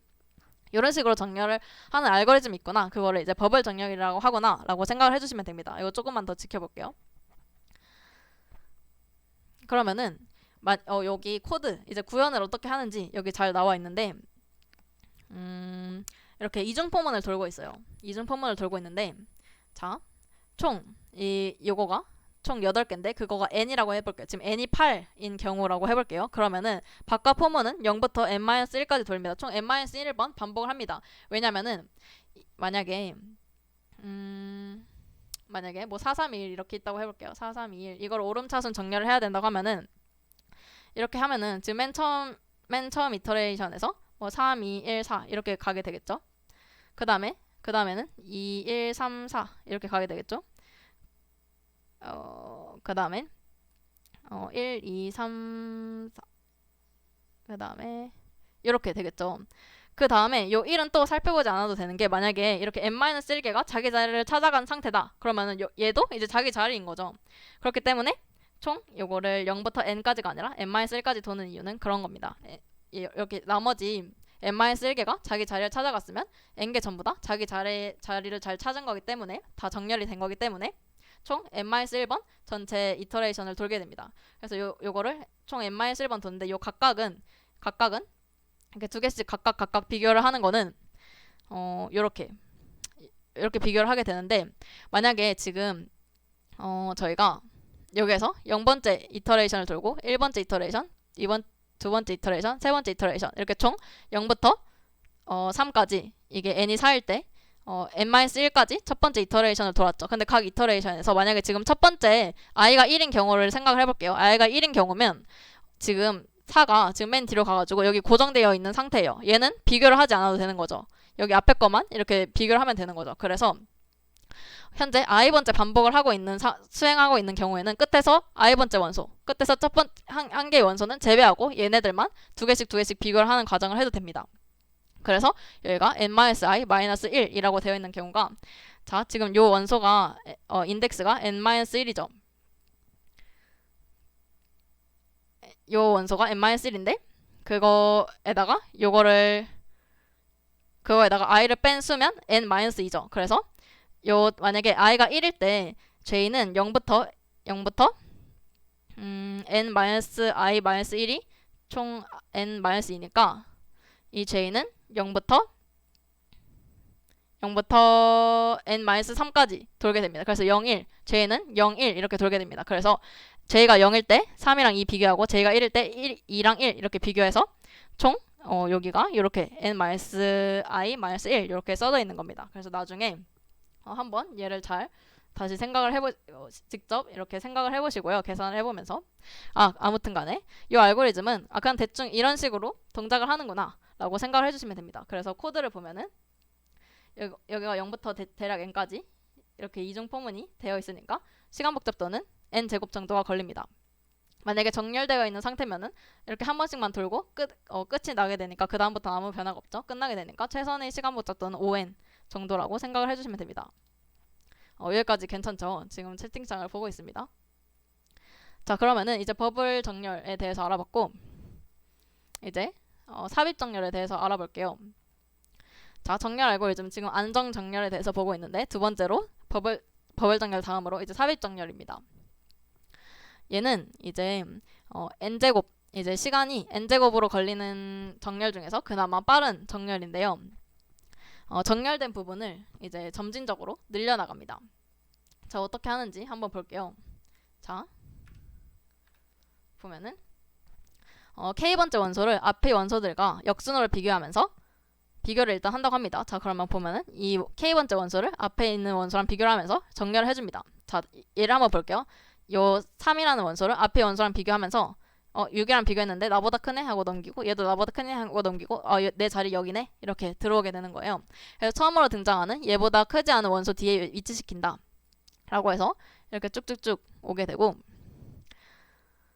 그럼 만약에 뭐 2가 k번째 원소를 해볼게요. 그러면은 얘는 k번째 원소보다 크지 않은 원소 뒤 3은 2보다 크죠. 그러니까 1 뒤에 2가 위치하게 되겠죠. 이런 식으로 한 개 한 개 선택을 해가지고 얘를 여기다가 삽입을 한다. 이런 알고리즘입니다. 아까 버블 정렬이랑 조금 다르죠. 이렇게 정렬하는 데는 여러 가지 알고리즘이 있다라고 생각을 하시면 되고, 이렇게 매번 반복을 할 때마다 이 앞에 있는 정렬된 배열이 조금씩 늘어나고 있죠. 앞에 배열이 정렬이 되게 됩니다. 그래서 이 코드도 아까랑 비슷하게 보시면 되고, 총 이렇게 그 바깥 포문이 총 n번 정도 돌고, 그리고 앞의 원소랑 비교하는 거를 거의 n번 정도 돌기 때문에 이것도 이중 포문이랑 비슷해서 총 n제곱 정도의 시간 복잡도가 걸립니다. 그래서 아까 버블 소트랑 이제 삽입 정렬에 대해서 배웠고요. 버블 정렬은 이렇게 두 개씩 계속 비교를 하는데, 얘는 이제 앞에 거랑 비교를 하면서 내 자리다 하면 그냥 딱 들어가고 끝나죠. 그렇기 때문에 아까 n제곱인 알고리즘 중에서 그나마 빠르다라고 설명을 드린 겁니다. 그 다음으로는 이제 삽입 정렬을 알아봤고, 그 다음으로는 합병 정렬에 대해서 알아보겠습니다. 저희가 지금 뭐 하고 있냐면 정렬 알고리즘이 여러 가지가 있는데, 여러 가지 정렬 알고리즘에 대해서 알아보고 있는데, 거기에서 지금 안정 정렬 중에서 버블 정렬, 삽입 정렬, 합병 정렬 이렇게 배우고 있습니다. 지금 질문에서 정렬 알고리즘에서 시간 복잡도의 기준은 포문을 돌리는 횟수보다는 수압이 되는 횟수로 보는 게 맞나요? 라고 하셨는데, 여기 밑에 그 시간 복잡도를 쓴 거에서는 제가 수압이 되는 횟수를 기준으로 쓴 거고, 보통 코드의 근데 시간 복잡도를 쓸 때는 포문을 돌리는 횟수를 기준으로 쓰긴 합니다. 근데 저희가 어차피 시간 복잡도를 쓸 때 최악의 시간을 기준으로 살펴볼 거잖아요. 그래서 이 정렬 알고리즘들이 최악의 기준을 좀 더 주의 깊게 봐주시면은 좋을 것 같습니다. 그래서 이제 그 세 번째로는 합병 정렬에 대해서 한번 살펴볼게요. 얘는 이제 나중에 분할 정복 파트에서 좀 더 자세하게 배우시게 될 텐데, 이제 분할 정복의 대표적인 예시예요.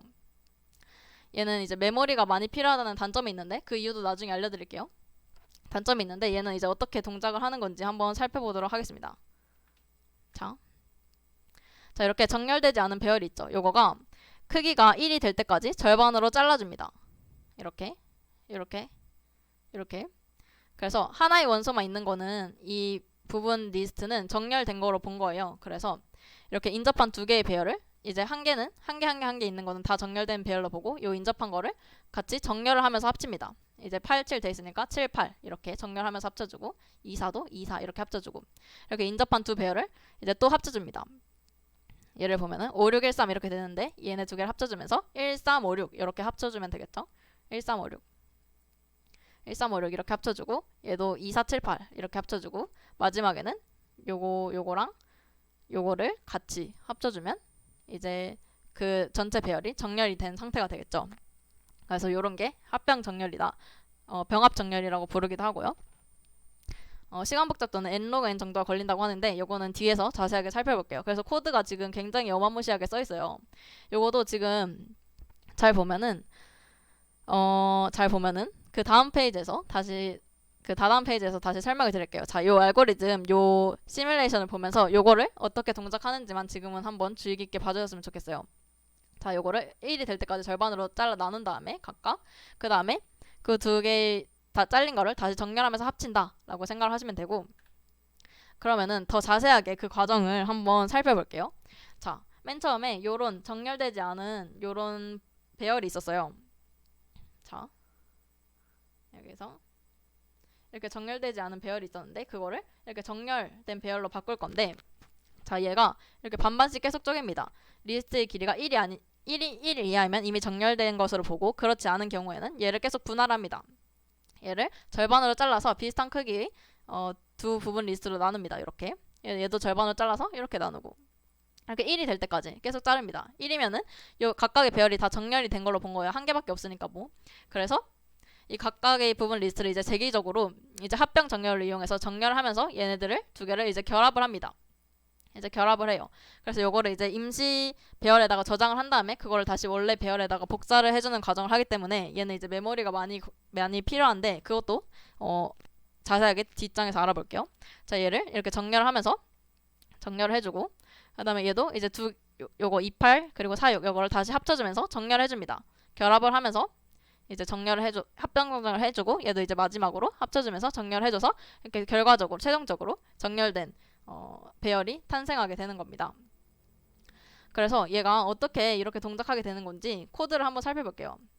얘는 이제 재기적으로 가는 건데, 만약에 요거가 잘 이해가 안 가신다 하면은 어차피 나중에 분할 정복할 때 자세하게 배울 거니까 그냥 이런 게 있구나 정도로만 생각을 해주시면 되고, 얘가 어떻게 동작하게 되는 건지 한번 볼게요. 아까 그 코드에서 그 밑에 머지소트라는 함수 부분을 가져온 건데, 자, 이 ARR이라는 배열은 저희가 정렬을 하고 싶은 배열 이름입니다.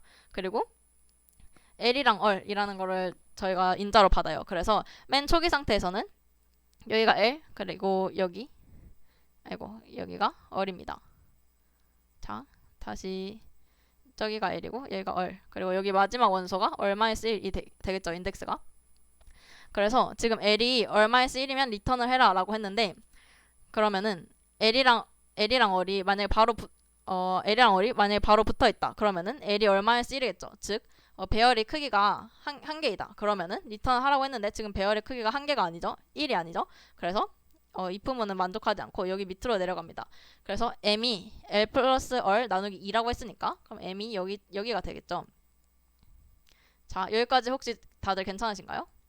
자, 이 저희가 합병정렬이 어떻게 동작하는지 살펴보고 있는데 너무 어려우시면은 그냥 저런 게 있구나라고만 생각하셔도 돼요.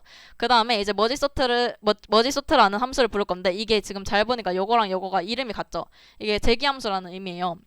그래서 이제 머지소트에서 이 배열을 넘겨줄 건데 L부터 M 앞까지 그 다음에 M부터 월 앞까지 이렇게 두 개로 쪼개가지고 이 머지소트라는 함수를 불러줍니다. 그래서 요거를 부르고 나면은 이 L부터 M까지랑 M부터 얼까지가 다 정렬이 됩니다. 그거는 어떻게 정렬되는지 나중에 볼게요. 제기함수니까 이게 다 정렬됐다 치고 그럼 L부터 M까지, M부터 L까지가 다 정렬이 된 거예요. 그러면은 이제 지금 요거랑 요거가 각각 정렬이 된 상태일 때 그 상황에서 이 머지라는 함수를 통해서 요거 두 개를 L, M, 요 배열 전체를 이제 이렇게 정렬을 해주는 게 바로 요 머지라는 함수입니다. 그래서 이 머지 소트라는 함수가 이 L부터 M까지를 잘 정렬을 해준다라고 했는데 어떻게 잘 정렬을 해주냐라고 보면은 요 머지 소트 여기부터 여기라는 함수를 들어가면 또 이렇게 제기 함수가 되겠죠. 얘는 이제 L부터 M까지 정렬한 결과를 리턴을 하는데 얘는 지금 얘를 리턴을 한 거예요. 그래서 어떻게 그걸 리턴을 하게 되냐? 그럼 얘는 또 제기함수를 들어가서 얘를 또 반쪽으로 쪼갭니다. 이렇게 반쪽으로 쪼개고 그리고 또 들어가면 또 반쪽으로 쪼개겠죠. 그래서 이게 결국에 한 칸이 되면은 리턴을 하면 이제 얘네들이 정렬이 된 상태에서 리턴을 하면은 이제 머지 함수가 얘랑 얘를 합쳐주고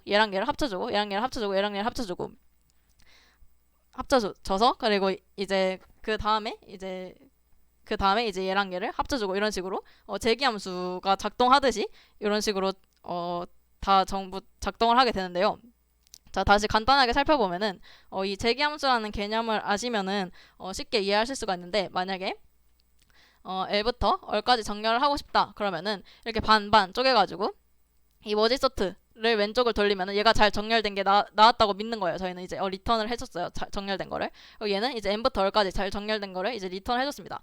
그리고 그거를 얘랑 정렬된 거를 이제 합쳐준다 라고 생각을 하시면 되고 그럼 얘는 이제 어떻게 잘 정렬이 됐냐 이렇게 한 거랑 똑같이 지금 이 상황이랑 똑같이 요거는 이제 범위만 바뀐 거예요. 그래서 요 4개짜리를 잘 정렬해가지고 요 머지 해가지고 이렇게 나왔다. 그런 거를 이제 제기적인 가정을 통해서 이제 1까지 쪼개질 때까지 갔다가 다시 돌아오면서 이렇게 정렬돼서 합쳐진다 라고 생각을 하시면 돼요. 자, 그러면은 이 머지 소트가 이제 반반씩 쪼개면서 이제 정렬하는 거고 이 머지라는 함수가 이제 실질적으로 얘랑 얘를 이렇게 정렬해서 합쳐준다. 얘랑 얘를 정렬해서 이렇게 합쳐준다 라고 생각을 하시면 돼요. 그래서 그러면 저 머지라는 함수는 도대체 어떻게 생긴 걸까? 그거를 한번 알아보도록 하겠습니다. 이 머지 소트를 통해서 다 반반 쪼개주고 이제 얘랑 얘를 이제 정렬해서 합치는 과정. 요때 이제 머지라는 함수가 쓰이는데 저거는 이제 어떤 함수니까 살펴보면은 이렇게 나와 있는데 한번 봐볼게요. 자, 이렇게 정렬되지 않은 이렇게 초기 상태의 리스트가 있을 때 이걸 이렇게 반반 쪼개가지고 이렇게 왼쪽 그리고 오른쪽 이렇게 정렬된 거를 저희가 머지소트 함수를 통해서 반반 쪼개서 받아왔어요. 그러면 얘를 이제 머지라는 함수를 통해서 얘랑 얘를 최종적으로 이렇게 하나로 합쳐가지고 정렬을 하려고 합니다. 그때 어떻게 하는지 한번 살펴보려고 하는데요. 자, 보시면은 맨 처음에 인덱스 1, 2, 3 이렇게 있어요. 자, 여기가 인덱스 1이고요. 여기가 인덱스 1 그리고 여기가 인덱스 2 그리고 여기가 인덱스 3입니다. 요거는 이제 TMP라는 그냥 이미 배열을 하나 더 만들어준 거예요. 저희가 정렬하려는 배열이랑 똑같은 크기 이미 배열을 하나 더 만들어줍니다. 그렇게 한 다음에 지금 저희가 이렇게 여기 이거 4개 정렬된 4개의 배열 그리고 정렬된 4칸짜리 배열 요거를 2개를 합쳐서 이제 8칸짜리 정렬된 배열을 구하려고 하는 거잖아요. 그걸 어떻게 하느냐? 자, 맨 처음에 얘랑 얘를 비교를 해서 인덱스 1이랑 인덱스 2에 들어있는 걸 비교해서 더 작은 값을 여기다가 써주고 얘는 한 칸 옮겨줍니다. 그럼 이렇게 되겠죠? 여기서도 더 작은 값을 여기다가 써주고 얘는 한 칸 옮겨줍니다. 그럼 이렇게 되겠죠? 여기서도 더 작은 값 13이죠 이번에는 요거를 써주고 얘를 한 칸 옮겨줍니다. 그다음 여기서도 더 작은 값 15를 여기다 써주고 얘를 한 칸 옮겨줍니다. 이런 식으로 계속 반복을 하는 거예요. 자, 여기서 더 작은 값 20을 여기다 써주고 얘를 한 칸 옮겨주고 여기는 21이 더 작죠. 그래서 얘를 써주고 얘를 한 칸 옮겼더니 얘가 지금 범위가 끝났어요. 지금 이 인덱스 1이 여기가 M인데 m이 됐죠. 그래서 이 y문을 탈출하게 됩니다. 그러면 이게 지금 이 남은 것만 이제 여기에다가 더 써주면 되겠죠. 그래서 그 남은 거를 여기다 써주는 과정이 여기에 써져 있습니다. 남은 거.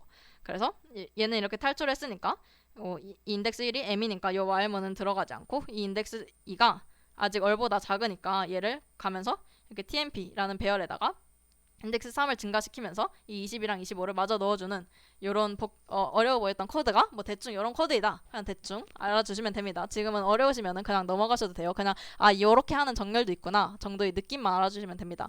그래서 요렇게 정렬한 거를 다시 이제 원래 배열에다가 복사를 해서 이렇게 정렬된 배열을 얻게 되는 겁니다. 그래서 요렇게 정렬하려는 그 배열의 크기만큼 메모리가 더 필요하기 때문에 이 머지소트는 메모리가 굉장히 많이 잡아먹는 정렬 방법이구나 라고 생각을 해주시면 됩니다. 여기까지 괜찮으신가요? 자, 그래서 저희가 이제 합병 정렬에 대해서 알아봤고, 자, 이렇게 두 개씩 나누어진다고 했었어요. 자, 이렇게 두 개씩 나누어지는데 지금 총 n이 8이죠. n이 8인데 두 개 나누어진 게 총 3단계로 나누어지죠. 그래서 나누어진 단계는 이렇게 단계가 총 로그 n 이라고 할 수가 있어요. 로그 2의 n이라고 할 수가 있어요. 그리고 이 각 단계마다 요거를 머지를 해줄 때 만약에 얘랑 얘를 요거로 머지를 해준다고 해볼게요. 그러면은 이렇게 포인터로 보면서 이렇게 하나하나 가면서 머지를 했으니까 요거를 다 돌아야 되고, 여기서도 이거를 머지를 해줄 때 요거를 전부 다 봐야 되죠. 그래서 이 한 줄마다 총 5n n만큼을 봐야 돼요.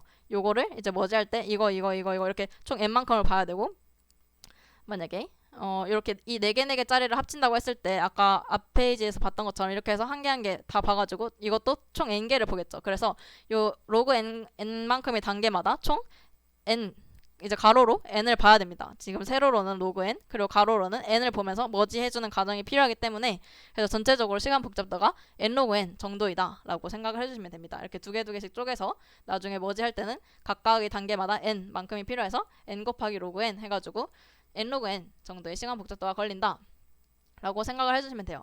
자, 여기까지 이제 안정 정렬에 대해서 배워봤는데 어떤가요? 괜찮나요? 자, 지금까지 버블 정렬, 삽입 정렬, 합병 정렬 이렇게 배웠어요. 그러면은 이제 그 다음으로 불안정 정렬에 대해서 배워보도록 하겠습니다. 아까 요거는 이제 정렬했을 때 같은 값들이 정렬하기 전에 상대적 위치가 달라질 수도 있다 라고 해서 지금 4가 빨, 초, 파였는데 초, 빨, 파 이렇게 바뀌었죠. 그런 정렬 예시로는 킥 정렬, 선택 정렬, 힙 정렬이 있는데, 얘네들은 뒤에 있는 개념 뭐 트리라든지 그런 걸 알아야 되는 것도 있고, 분할 정복도 킥 정렬, 분할 정복도 알아야 되고, 그래서 얘네들은 어렵기 때문에 각자 검색을 해보시면서, 궁금하신 분들은 검색을 해보시면서 따로 공부를 해주시면 됩니다. 그래서 여기 간단하게 동작 과정이랑 어떻게 동작하는지 시간 복잡도만 제가 써놨는데 간단하게만 소개를 해드리고 넘어갈게요. 어려우신 분들은 너무 여기에 치중하지 않으셔도 됩니다.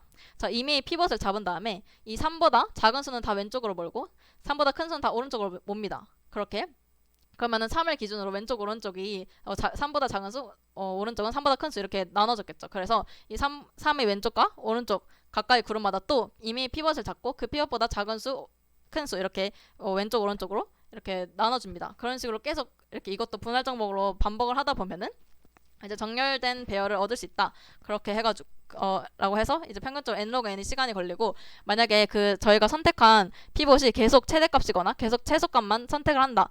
그러면은 저희가 왼쪽 오른쪽으로 이렇게 넘길 때 전부 다 판단을 해야 되기 때문에 최악의 경우에는 시간이 5n 제곱 정도가 걸립니다.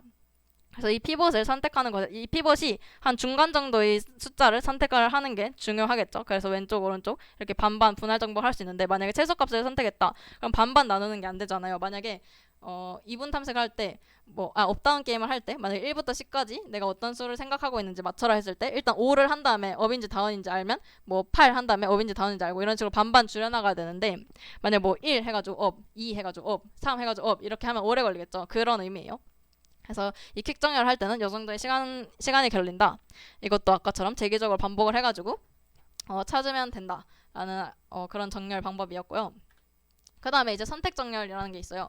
요거는 이제 정렬되지 않은 배열의 최소값을 선택합니다. 여기 이 초록 색깔은 정렬된 배열이고 정렬되지 않은 나머지 중에서 최소값을 선택을 해서 그거를 맨 앞에랑 바꿔줍니다. 아직 정렬되지 않은 것 중에서. 그래서 정렬되지 않은 배열의 최소값을 선택을 해서 그거를 배열이 맨 앞과 바꿔주고 그리고 여기는 고정시켜놓고 그 다음에 최소값 선택해서 맨 앞과 바꿔주고 이런 과정을 계속해서 반복합니다. 얘도 그래서 코드는 이렇게 나중에 읽어보시고요. 차근차근 앞에랑 거의 비슷합니다. 그래서 얘도 n제곱 정도 시간이 걸린다 라고 알아주시면 됩니다. 그 다음으로는 이제 힙정렬이라는 게 있어요. 이거는 이제 트리라는 자료 구조를 알아야 하기 때문에 나중에 트리를 배우시고 다시 보시면은 이해가 가실 거예요. 자, 그래서 정렬해야 할 n개의 원소들을 최대 힙이나 최소 힙으로 만든다고 합니다. 최대 힙은 여기 맨 위에 있는 이 부모가 자식보다 더 큰 수를 가지고 있는 거예요. 그래서 여기에 지금 이 8이 자기 자식인 5, 7보다 더 크죠? 이런 식으로 5도 2, 1보다 크죠? 이런 식으로 부모가 자식보다 더 큰 수를 가지고 있는 걸 최대 힙이라고 하는데 최대 힙을 만든 다음에 요 맨 위에 거를 여기 배열에다가 하나씩 빼서 저장을 해줍니다. 예를 들어서 다시 처음부터 보여드릴게요. 맨 처음에 이거를 이제 최대 힙으로 만들어줍니다. 힙파이 최대 힙으로 만들어주고 그러면 요 10을 요 배열 맨 끝에다가 저장을 해줍니다. 저장을 해주고 그걸 그 10을 빼고 저장해준 다음에 다시 요거를 또 이제 최대 힙으로 만들어주면 요 9가 맨 위에 있죠.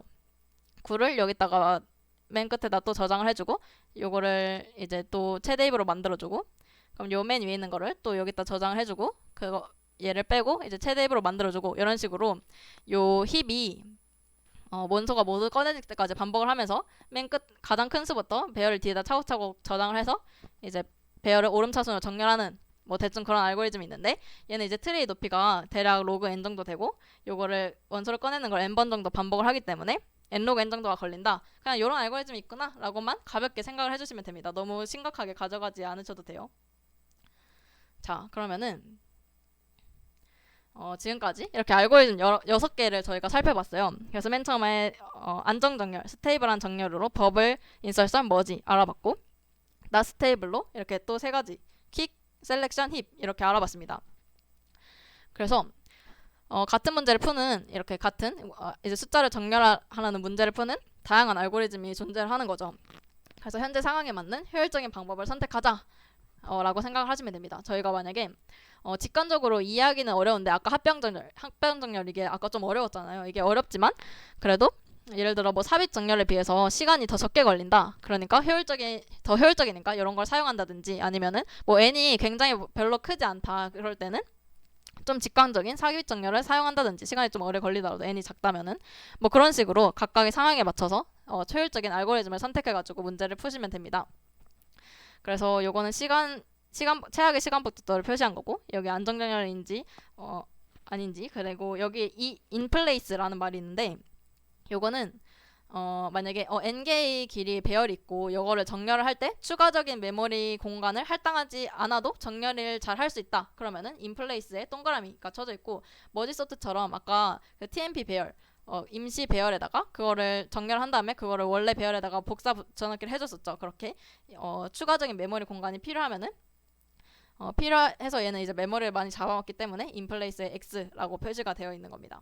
그래서 이렇게 여러 가지 정렬 알고리즘에 대해서 알아봤고 자 보면은 아까 저희 삽입 정렬, 버블 정렬 그리고 선택 정렬 이렇게 요거 3가지가 지금 n제곱인데 아까 삽입 정렬이 n제곱 중에서 그나마 빠르다고 했어요. 그래서 얘가 가장 먼저 정렬이 끝나는 거를 보실 수가 있습니다. 인설션이 얘네 2개보다 가장 먼저 끝나고 이거 n제곱이 굉장히 늦게 끝나죠. 그래서 이렇게 여러 가지 알고리즘 정렬 알고리즘이 있는데 시간 복잡도가 이렇게 되고 뭐 이런 식으로 비교를 할 수 있다 라고 한번 봐주시면 되겠습니다. 근데 이렇게 매번 정렬 알고리즘을 저희가 다 구현을 하려면 힘들겠죠. 아까 머지소트 코드만 봐도 아주 머리가 아픈데 요거를 요 정렬 알고리즘 매번 구현을 하려면 굉장히 힘들겠죠. 그래서 C++에는 sort라는 정렬을 해주는 함수가 있습니다. 다들 sort 함수 사용해 본 적 있으신가요? C++ 유저이신 분들 중에 sort라는 정렬 함수를 사용해 보신 적 있나요? 사용 안 해보신 분도 계신가요? 사용해 보신 분 많이 계신가요? 자, 정렬하는 게 이제 구현 방법마다 다른데 이제 C++에서는 이렇게 sort라는 편하게 이제 정렬해주는 함수가 있고 요거는 이제 최악의 경우에도 nlog n 정도의 시간 복잡도를 보장을 해줍니다. 그래서 이제 알고리즘이라는 헤더에 있는 sort 함수를 사용할 수가 있고 얘는 이런 식으로 사용을 합니다. sort의 처음에는 이제 start 그리고 끝에는 이제 end 지점을 적어주면은 이제 요거를 포함하고 요거를 포함하지 않는 그러니까 만약에 ARR 그리고 AR 플러스 N 이렇게 정렬을 해라 라고 하면은 ARR부터 0번째 인덱스부터 N-1번째 인덱스까지 정렬을 해주는 그런 알고리즘 그런 함수가 있습니다. 그래서 요거를 이용해서 이제 nlog n으로 편하게 정렬을 하자라고 생각을 하시면 됩니다. 저희가 근데 방금 전에 그 정렬 알고리즘 6개 엄청 힘들게 배웠잖아요. 근데 C++에서는 이 sort 함수 이용해가지고 편하게 정렬을 할 수 있다 이렇게 알려드렸는데 그러면 혹시 이런 거 궁금해 보신 적 있으신가요? sort 함수는 도대체 뭐 버블, 힙, 퀵 이런 거 중에서 뭐 무슨 알고리즘을 써서 정렬을 하는 걸까 내부적으로 그런 궁금증이 있으신 분이 계신가요 혹시? 그리고 답을 알고 계신 분이 계신가요? C++에서 sort 함수를 이용하면은 nlog n의 시간 복잡도로 얘를 해준다고 하는데 그러면 C++ 내부적으로 이 sort 함수가 도대체 어떤 방법으로 이 정렬 함수가 구현이 되어 있길래 nlog n을 보장을 해줄까? 라는 궁금증이 생기잖아요. 그쵸? 그래서 그걸 한번 봐볼게요. 자, C++의 sort 함수는 어떤 정렬 알고리즘을 사용하는 걸까? 자, 그 초급 알고리즘을 혹시나 처음 들으시는 분들은 전혀 모르셔도 되는 내용이고요. 아직까지는 그 sort 함수 그냥 요거로 이제 정렬을 그냥 요거 사용법만 알고 계시면 되고 그냥 추가적으로 이런 게 궁금한 점이 생기셨다 하는 분들은 요걸 한번 봐주시면 됩니다. 이제 C++ sort 함수에서는 이제 intro sort라는 걸 사용해요. 이거는 이제 세 가지를 합친 이제 하이브리드 sort인데 아까 설명드렸던 insertion 그리고 킥 그리고 힙소트 요거 세 가지를 합친 어떻게 잘 적절하게 합친 그런 그 방법입니다. 그래서 만약에 저희가 정렬해야 되는 숫자의 개수가 n이라고 할 때 그 n이 뭐 16이나 뭐 30이나 64 등 좀 작은 수 그거보다 좀 작다 그러면은 이 n제곱인 insertion sort를 사용하고요. 그게 아니라면은 킥 sort를 사용하고 만약에 제기 깊이가 좀 크다 라고 하면은 힙소트를 사용합니다. 얘는 이제 그 분할 정보해서 재기적으로 그 킥 정렬을 하는 거였잖아요. 그래서 인서션 소트랑 킥이랑 힙을 적절하게 알아서 잘 사용을 해가지고 정렬을 해준다라고 생각을 하시면 됩니다. 그래서 이 퀵소트는 이제 평균적인 시간이 nlog n 정도 되고 이 힙소트는 최악의 시간이 nlog n이기 때문에 이 인트로 소트는 최악의 시간이 nlog n 정도가 되고 이거 둘 다 그 not stable이었어요. 둘 다 그 안정 정렬이 아니기 때문에 not stable. 그래서 인트로 소트는 이제 스테이블이 보장되지 않는다라고 생각을 하시면 됩니다. 같은 동일한 정렬 기준을 가진 원소에 대해서는 이렇게 정렬 후에도 똑같은 순서를 가지는 게 보장되지 않는다라고 생각하시면 돼요. 그러면은 저희가 C++에서 함수를 써가지고 뭔가 그 스테이블한 소트를 하고 싶을 수도 있잖아요. 그럴 때는 이제 C++에 sort 함수 말고 stable sort라는 함수도 있어요. 요렇게 되어 있는데 stable 이거 밑줄 그리고 sort 이렇게 하면은 언더바 sort 하면은 안정 정렬을 해줍니다. 그래서 얘는 머지 sort를 이용합니다. 머지 sort가 아까 안정 이렇게 스테이블한 sort였죠. 그래서 얘는 메모리가 근데 많이 든다는 단점이 있었어요. 그래서 만약에 메모리가 충분할 경우에는 요거 스테이블 sort를 쓰면은 요 정도의 시간 복잡도가 걸리고 메모리가 불충분한 경우에는 조금 더 시간이 오래 걸린다. 그래서 아무튼 간에 그냥 sort 함수가 뭐 알아서 잘 구현이 되어 있는데 뭐 그냥 뭐 요런 거랑 뭐 요런 거를 써가지고 뭐 구현이 되어 있다. 그냥 추가적으로 그냥 가져와 봤습니다. 궁금하셨던 분들은 요렇게 알아주시면 되고 그러면은 저희가 이제 드디어 알고리즘 배웠겠다. 한번 문제를 풀 수 있을 것 같아요. 문제를 한번 풀어볼게요. 저희가 그 백준 그룹에 다들 초대가 되셨죠. 거기에 연습 탭에 들어가면은 1주차 문제를 제가 올려놨는데 거기에서 이제 수정렬하게 2 이런 문제를 아마 보실 수 있을 거예요. 거기에서 편하게 문제를 들어가실 수도 있고 아니면 여기 PDF에 제가 걸어놓은 링크를 통해서도 이 문제를 들어가실 수 있습니다. 자, 문제를 한번 볼게요. n개의 수가 저하졌을 때 이를 오름차순으로 정렬하는 프로그램을 작성하시오. 오른쪽에 있는 문제를 볼게요. n개의 수가 저하졌을 때 이를 오름차순으로 정렬하는 프로그램을 작성하시오. 완전 문제가 똑같아요. 그래서 이 문제의 차이점이 있을까요? 자, 이 문제가 입력 조건이 다르네요. 입력 조건이 이 왼쪽 문제는 n이 최대 1000인데 요거는 최대 10의 6승이죠. 그래가지고 만약에 저희가 이 수를 오름차순으로 정렬하는 문제를 풀 건데 버블 정렬로 푼다. 만약에 버블 정렬이 최악의 시간 복잡도가 n제곱이었죠. 만약에 n제곱으로 이 오름차순 정렬하는 문제를 풀려고 한다면은 지금 얘는 12 3승이니까 그러면은 12 3승이니까 총 n제곱 하면 12 6승이 되죠. 그래서 저희가 이 1초라는 시간 제한에 컴퓨터는 대략 12 8승 한 1억 번 정도의 연산을 할 수 있기 때문에 얘는 n제곱 버블 정렬로 구현해가지고 문제를 풀어도 충분히 이거 12 6승이기 때문에 통과를 할 수가 있어요. 그러면 이 오른쪽 문제를 버블 정렬로 풀어도 될까요? 저희가 지금까지 막 알고리즘, 막 시간 복잡도 열심히 배웠는데 그걸 한번 적용을 해봐야겠죠. 저희가 버블 정렬이 5n 제곱이라는 걸 배웠어요. 버블 정렬이 5n 제곱이 n제곱이 시간 복잡도가 걸린다. 그리고 이 오른쪽에 있는 문제는 n이 최대 12 6승 정도다. 그러면은 저희가 1초에 1억 번 12 8승 정도 연산할 수 있는데 지금 시간 제한이 2초죠. 그럼 2 곱하기 12 8승 번 정도 연산을 할 수가 있는데 이 오른쪽 문제를 버블 정렬로 풀 수가 있을까요? 채팅창에 풀 수 있다, 풀 수 없다. 뭐 예, 아니요. 뭐 이렇게 한번 남겨주세요. 제 질문은 요거가 지금 n이 최대 12 6승인데 오른쪽 문제를 이제 버블 정렬 n제곱 시간 복잡도가 n제곱이 걸리는 알고리즘으로 이 문제를 해결할 수 있을까? 해결할 수 있을까요? 없을까요?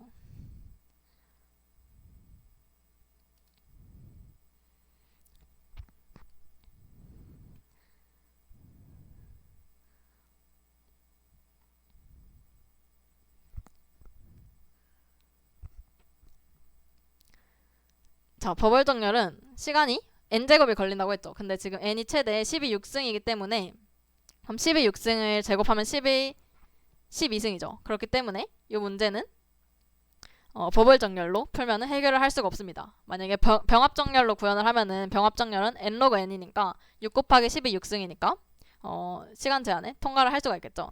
그래서 요런 문제를 어떤 알고리즘으로는 풀 수 있고 어떤 알고리즘은 풀 수 없다. 이런 시간 복잡도 개념까지 적용을 할 수가 있고 만약에 이거를 그냥 소트 함수 써가지고 편하게 푸셨던 분들은 한번 구현해서도 한번 풀어보시는 거를 추천을 드릴게요. 그래서 이렇게 그 소트 함수를 이용해서 오름차순 정렬해서 풀 수 있는 문제 두 가지를 봤고 그리고 문자열도 오름차순으로 정렬을 할 수가 있어요. 자, 문자열이 캐릭터의 배열인 걸 다들 알고 계신가요? 문자열이 캐릭터의 배열입니다. 그래가지고 백준의 1427번 소트 인사이드라고 문제가 있는데 제가 백준 연습 문제도 올려놨어요. 이 문제가 이제 문자열을 오름차순으로 정렬해라라는 문제인데 스트링이 캐릭터의 배열이니까 얘도 그냥 소트 함수에다가 요 문자열을 집어넣으면은 아스키 값 기준으로 오름차순으로 알아서 잘 정렬을 해줍니다. 그래서 나중에 요 문제도 꼭 풀어보시고 그러면 이제 그 다음으로 내림차순 정렬하는 방법을 알아볼게요. 자, 내림차순 정렬할 때도 요 소트 함수를 이용을 하고 싶은데 요 소트 함수는 디폴트로 이제 오름차순을 정렬해주는 함수예요. 그래서 내림차순을 정렬을 하려면 이렇게 여러 가지 방법들이 있습니다. 5가지 방법을 제가 가져왔는데요. 먼저 요 n개의 수를 이제 내림차순으로 정렬해서 출력을 해라 라는 문제인데 요 n개의 수를 그냥 일단 오름차순으로 정렬하는 거예요. 저희는 지금 오름차순 정렬하는 소트 함수밖에 안 배웠기 때문에 일단 오름차순으로 정렬을 한 다음에 그거를 만약에 뭐 1, 2, 3 이렇게 정렬하면은 뭐 2, 3, 1 이거를 1, 2, 3 이렇게 정렬하면은 얘를 반대로 출력하는 거죠. 3, 2, 1 이렇게 출력을 하면은 내림차순으로 정렬이 된 거겠죠. 이 문제를 뭐 이런 식으로도 풀 수 있고 아니면은 부호를 뒤집어서 입력을 받는 거예요. 얘를 마이너스 2, 마이너스 3, 마이너스 1 이렇게 입력을 받고 오름차순으로 정렬합니다. 그러면은 마이너스 3, 마이너스 2, 마이너스 1 이렇게 되겠죠. 그래서 이거를 부호를 뒤집어서 출력하면 3, 2, 1 이렇게 되겠죠. 이런 식으로 내림차순 정렬하기 문제를 풀 수도 있고요.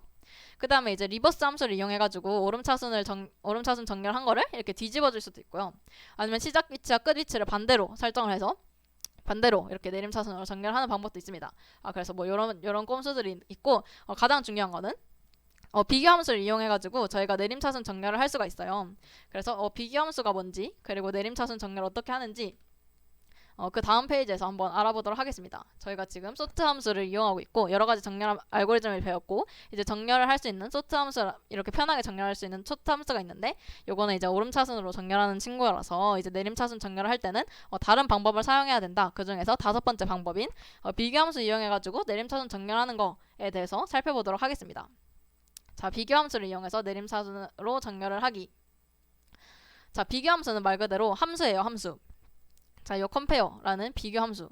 얘는 이제 함수인데 내림차순이나 아니면 특정한 조건으로 정렬을 하고 싶으면은 이렇게 저희가 비교 함수를 정의를 해준 다음에 요 sort 함수에다가 이 세 번째 인자로 넣어주면 됩니다. 그래서 요 비교 함수를 한번 살펴볼게요.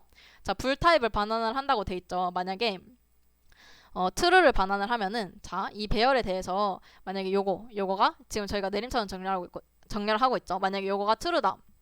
그러면은 true를 반환하면은 이미 요거에 대해서는 이미 정렬된 상태인 거예요. 그래서 냅두고 만약에 false를 반환한다. 요거가 false다. 그러면은 요거는 이제 로직에 맞지 않게 정렬이 된 상태이므로 요거를 자동적으로 이제 바꿔줍니다. 그래서 요 compare 함수를 작성할 때는 이제 로직으로 이제 부등호를 정할 때 이제 내부적으로 이제 false면은 이 두 매개변수를 바꿔주면서 요 모든 원소를 이렇게 정렬해준다라고 생각을 하시면 됩니다. 그래서 여기에서는 0부터 지금 n-2까지 1씩 증가하면서 어떤 식으로 정렬을 해주냐면은 이 원소 각각을 뭐 ai가 ai 플러스 1보다 크도록 이렇게 전부 다 요 compare 함수 요거를 참고를 하면서 요게 true가 되도록 이제 false면 요거를 바꿔주고 true면 냅두고 이런 식으로 전부 다 정렬을 해주게 되는 겁니다. 그래서 내림차순 정렬을 하고 싶으면은 이렇게 인자를 2개를 써주고 여기 중간에 이렇게 부등호를 써주면 됩니다. 이렇게 하면은 이제 모든 원소에 대해서 이런 식으로 정렬을 해주는 겁니다. 그래서 sort 함수가 요 compare 비교 함수를 참고를 하면서 배열 내의 모든 원소가 요거의 true가 되도록 이렇게 알아서 정렬을 해주는 겁니다. 그래서 사용 방법은 이런 식으로 하고 compare 함수 정의를 해가지고 제가 원하는 순서 이렇게 내림차순으로도 정렬을 할 수가 있다 라고 생각을 해주시면 됩니다. 그 다음으로는 저희가 오름차순 정렬하는 거 배웠고 이제 sort 함수 이용해가지고 이제 내림차순 정렬할 때는 어떻게 하는지 또 한번 배워봤어요. 그러면 이제 원하는 순서로 정렬을 하려면 어떻게 해야 되는지 마지막으로 한번 배워보도록 하겠습니다. 자, 이 문제도 제가 연습 거기다가 넣어놨는데 나이순 정렬이라는 문제예요. 여기를 한번 봐보면은 온라인 저지에 가입한 사람들이 나이와 이름이 가입한 순서대로 주어진다고 합니다. 이때 회원들을 이제 나이가 증가하는 순서대로 정렬을 하라고 하네요. 나이가 증가하는 순서대로 정렬을 하고 만약 나이가 같으면은 이제 먼저 가입한 사람을 이제 먼저 가입한 사람이 오는 순서대로 정렬하라고 하는데 지금 가입한 순서대로 입력이 주어집니다. 여기 한번 들어가서 보세요. 가입한 순서대로 주어지는데 그거를 나이가 증가하는 순으로 정렬을 해가지고 나이랑 이름을 그 회원이 나이랑 이름을 공백으로 구분해서 같이 출력을 해라 라고 나와 있습니다. 그러면 저희가 얘를 지금 한번 자세히 봐볼게요. 지금 나이랑 이름을 같이 출력을 해야 되는 거잖아요. 그러면은 일단 나이가 증가하는 순으로 나이 배열을 정렬을 하고 그 다음에 뭐 이름을 출력하고 이름도 따로 정렬해서 출력하고 이러면은 안 되겠죠. 이거 두 개를 나이랑 이름을 같이 매칭을 시켜서 두 개를 똑같이 동시에 이제 움직이게 해야겠죠. 그래서 이 나이를 뭐 인트 배열에다 받아서 얘를 정렬하고 그리고 이름을 스트링 배열에다 받아가지고 정렬하고 그렇게 따로따로 정렬하는 게 아니라 함께 묶어서 정렬을 해야 돼요. 그럴 때 이제 나이랑 이름 변수를 같이 한 상자에다가 담아서 그 상자 단위로 정렬을 하기 위해서 저희는 상자, 즉 구조체라는 거를 사용을 합니다. 그래서 요 구조체라는 거를 사용을 해서 요 구조체 안에다가 이름이랑 나이를 담아가지고 같이 동시에 정렬이 될 수 있도록 해서 나중에 이름이랑 나이를 잘 매칭해가지고 출력을 해주는 겁니다. 그래서 저희가 지금 나이가 증가하는 순으로 정렬을 하라고 했는데 근데 또 먼저 가입한 사람이 앞에 오는 순서로 정렬을 하라고 했어요. 근데 저희가 그냥 sort 함수를 쓰면은 not stable이잖아요. 아까 전에 배웠듯이 아까 전에 그 C++ sort는 그 insertion이랑 kick이랑 hip 쓰기 때문에 not stable이라고 배웠죠. 그래서 그냥 정렬을 하면은 stable한 게 보장이 되지 않기 때문에 이 먼저 가입한 사람이 앞에 오지 않을 수도 있어요. 근데 지금 스테이블한 정렬을 요구를 하고 있죠. 그래가지고 저희는 스테이블 라는 함수를 사용을 해주면 됩니다. 스테이블 소트 함수를 사용해서 이 구조체를 잘 정렬을 해주시면 되고, 아니면은 다른 방법으로는 이 구조체 원소에다가 가입한 순서, 여기 인덱스도 같이 추가를 해주는 방법도 있습니다. 그래서 이 스테이블 소트 함수를 쓰면은 이 인덱스 추가할 필요는 없겠죠. 그렇게 스테이블 소트를 해주거나 아니면 여기에다가 인덱스도 추가를 해줘가지고 이런 식으로 비교함수를 작성을 해주는 거예요. 자, 만약에 나이가 다르다면은 나이가 이렇게 증가하는 순으로 정렬을 하고, 만약에 나이가 같다면은 먼저 가입한 사람이 먼저 오는 순서로 이렇게 정렬해라, 이런 식으로 비교함수를 작성을 해주시면 됩니다. 그래서 여기까지 혹시 괜찮으신가요, 다들?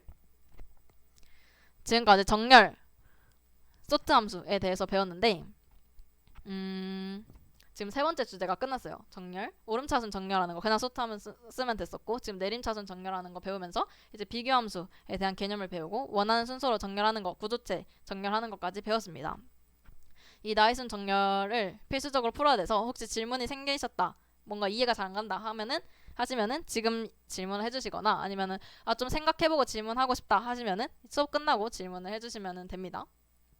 그리고 요 뭐 컨스트 요거가 뭐냐라고 생각을 하실 수가 있는데, 요 컨스트 키워드를 붙이면은 이 붙인 요 변수 요거는 값을 변경하지 못하게 됩니다. 그래서 얘를 쓰는 이유는 뭐 실수로 이 값을 제가 임의로 변경을 접근을 하게 될 수도 있고, 아니면 남이 잘못해서 수정을 할 수도 있잖아요. 뭐 말을 안 하면은 남은 뭐 제 코드에 이제 숨겨진 의도를 알 수가 없으니까, 나중에 협업을 하거나 할 때.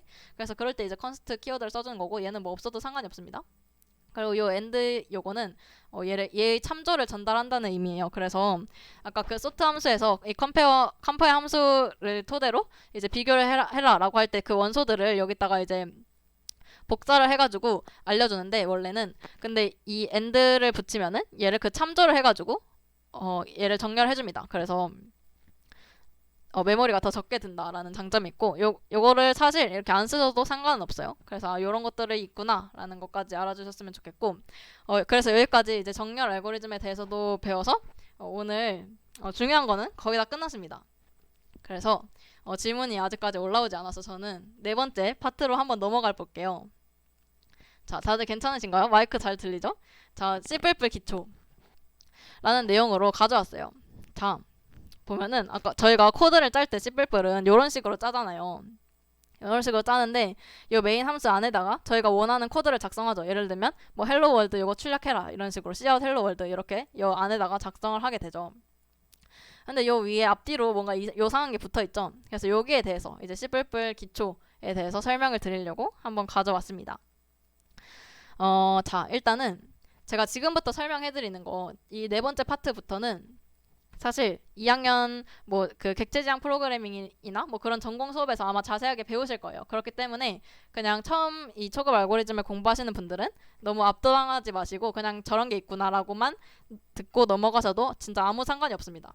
근데 이제 궁금하실까봐 이제 요 위에 밑에 이런 것들이 이제 무슨 의미냐라는 거를 이제 설명해 드리려고 하는데요. 자, 저희가 이제 PS를 할 때 C++를 사용하는 이유 중에 하나로 이제 C++이 이제 PS에 유용한 STL이라는 거를 제공을 해줍니다. STL이 뭐냐? 스탠다드 템플릿 라이브러리라는 거라고 하는데요. 요 안에 뭐가 있냐면 뭐 이제 벡터, 맵, 셋, 큐, 스택 이런 것처럼 이제 프로그램 짤 때 필요한 자료 구조랑 알고리즘 같은 거가 이제 템플릿, 이제 틀 같은 걸로 다 구현이 다 잘 되어 있어요, 요 안에. 그래서 저희는 그거를 매번 뭐 스택, 큐 이런 거 쓸 때마다 직접 코드로 구현을 하는 게 아니라 요 안에 있는 거를 가져와 가지고 저희는 사용을 할 거예요. 사용을 하게 됩니다. 그래서 여기 안에 다 틀로 그런 자료 구조 알고리즘 구현이 돼 있는 거를 저희가 여기서 가져와가지고 사용을 할 거예요. 저희가 직접 일일이 구현을 하는 게 아니라. 근데 그거를 저희가 가져와서 사용을 하려면은 해당 라이브러리, 저희가 사용하려는 해당 라이브러리를 불러와야 돼요. 그래가지고 만약에 뭐 벡터랑 벡터 관련된 함수들을 쓰고 싶다 그러면은 샵 include 한 다음에 뭐 벡터 이렇게 쓰면 되고, 뭐 문자열 관련된 뭐 함수나 그런 걸 쓰고 싶다 그러면 샵 include string 이런 식으로 해주면 됩니다. 근데 저희는 지금 cout 입출력을 하려고 하고 있죠. 그래서 입출력 라이브러리를 불러와야 돼요. 그래가지고 input output stream이라는 요런 헤더 파일을 샵 include 해가지고 불러온 겁니다. 요거가 이제 STL에 있는 건데 요거를 이제 불러와서 사용을 할 거다, 입출력 라이브러리를 가져왔다 라고 생각을 하시면 돼요. 그래서 요렇게 샵 붙어 있는 이런 전처리 문이나 이렇게 중괄호가 끝났을 때, 요 함수가 끝났을 때 이럴 때는 이제 세미콜론을 붙이지 않고 나머지는 대부분 다 세미콜론을 붙여준다. 이렇게 생각을 하시면 됩니다. 여기까지 괜찮으신가요? 자, 그래서 저희가 STL이 이제 표준 템플릿 라이브러리인데 거기에 있는 거를 가져올 거다. 그래서 저희는 이 입출력을 하기 위해서 iostream이라는 헤더 파일을 가져왔다 라고 생각하시면 되고, 요 파일 안에는 저희가 C++에서 표준 입출력 할 때 필요한 cout 이런 거가 여기 안에 들어있다. 그래서 출력을 하려면은 얘를 불러와야 된다 라고 알아주시면 됩니다. 괜찮죠? 넘어갈게요. 자, 그 다음에 보면은 std using namespace std 요 문장이 뭔지 이번엔 또 알아볼게요. 자, 아까 첫 번째 문장 했고 이제 두 번째 문장 using namespace std 이게 무슨 의미인지 한번 알아보겠습니다. 자, 저희가 지금 여기 있는 코드랑 여기 있는 코드의 차이점이 뭘까요? 한번 잘 살펴보시면은 얘가 지금 이렇게 슬래시 한 거가 주석 처리를 하는 거예요. 그래서 요 문장이 없는 거랑 같은 거예요. 그래서 요 문장이 없으면은 뭐가 다르죠? 이 위에 거랑 밑에 거가 만약에 이 using namespace std라는 문장을 안 써주면은 여기 cout 앞에 std 이라는 게 생겼죠. 요거를 써줘야 됩니다.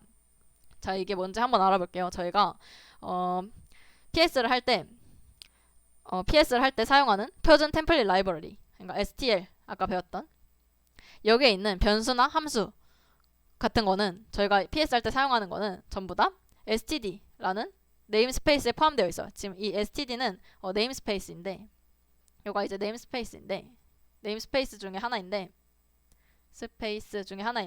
저희가 PS 할 때 여기에서 가져와서 쓰는 변수나 함수 같은 거가 다 std라는 네임스페이스에 포함이 되어 있어요.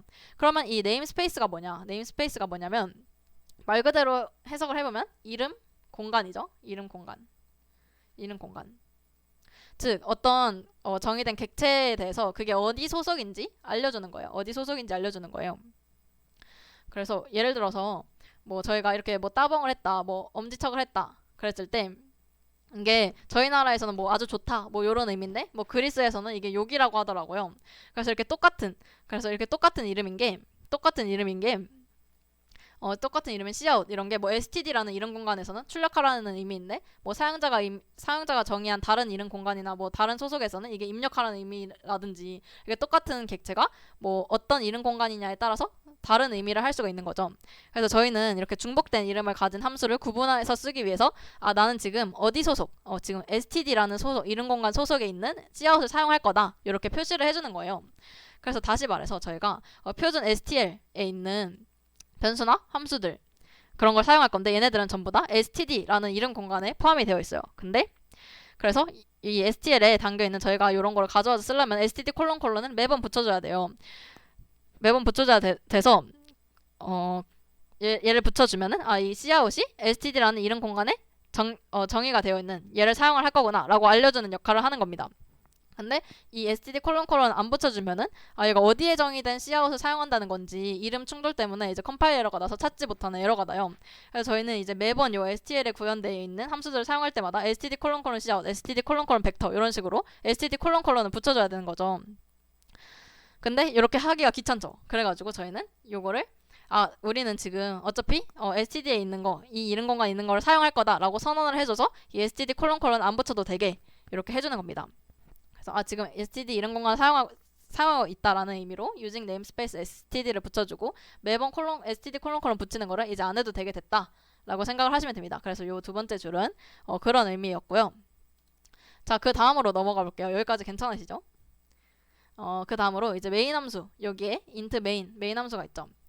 이런 식으로 생긴 게 이제 함수인데 C++에서는 이제 메인 함수가 꼭 있어야 돼요. 왜냐면 프로그램이 실행될 때 가장 먼저 호출되는 시작점 역할을 한다고 생각을 하시면 됩니다.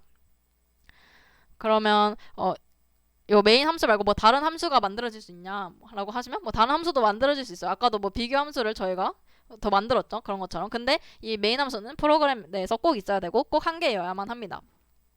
그래서 요 메인 함수가 어떻게 생겼는지 잘 살펴보면은 메인 앞에다가 int라고 써있죠. 얘는 이제 반환값의 데이터예요. 이제 int 정수를 반환을 할 거다. 지금 return 0 정수 반환한다고 돼 있죠. 반환을 할 거고 요거를 누구한테 반환하냐면 요 함수 메인 함수를 호출한 콜러한테 반환을 합니다. 그리고 요 괄호는 이제 이 메인 함수가 받을 인자인데 요거는 이 콜러한테 받는 인자인데 요거는 비워놔도 되고요. 그리고 요 리턴 0은 이제 아까 인트를 반환한다고 했잖아요. 그래서 0을 이제 이 호출한 콜러한테 반환을 한다라는 의미인데, 그러면 요 0을 누구한테 반환을 할까요? 알고 계신가요? 이 메인 함수를 호출한 콜러가 누구일까요? 도대체 누가 이 C++의 메인 함수를 호출했느냐? 누가 요거를 콜했을까요? 그 콜러한테 리턴 0, 요 0을 이렇게 전달을 해준다고, 반환을 해준다고 하는데, 콜러가 누구인지 알고 계신 분 계신가요?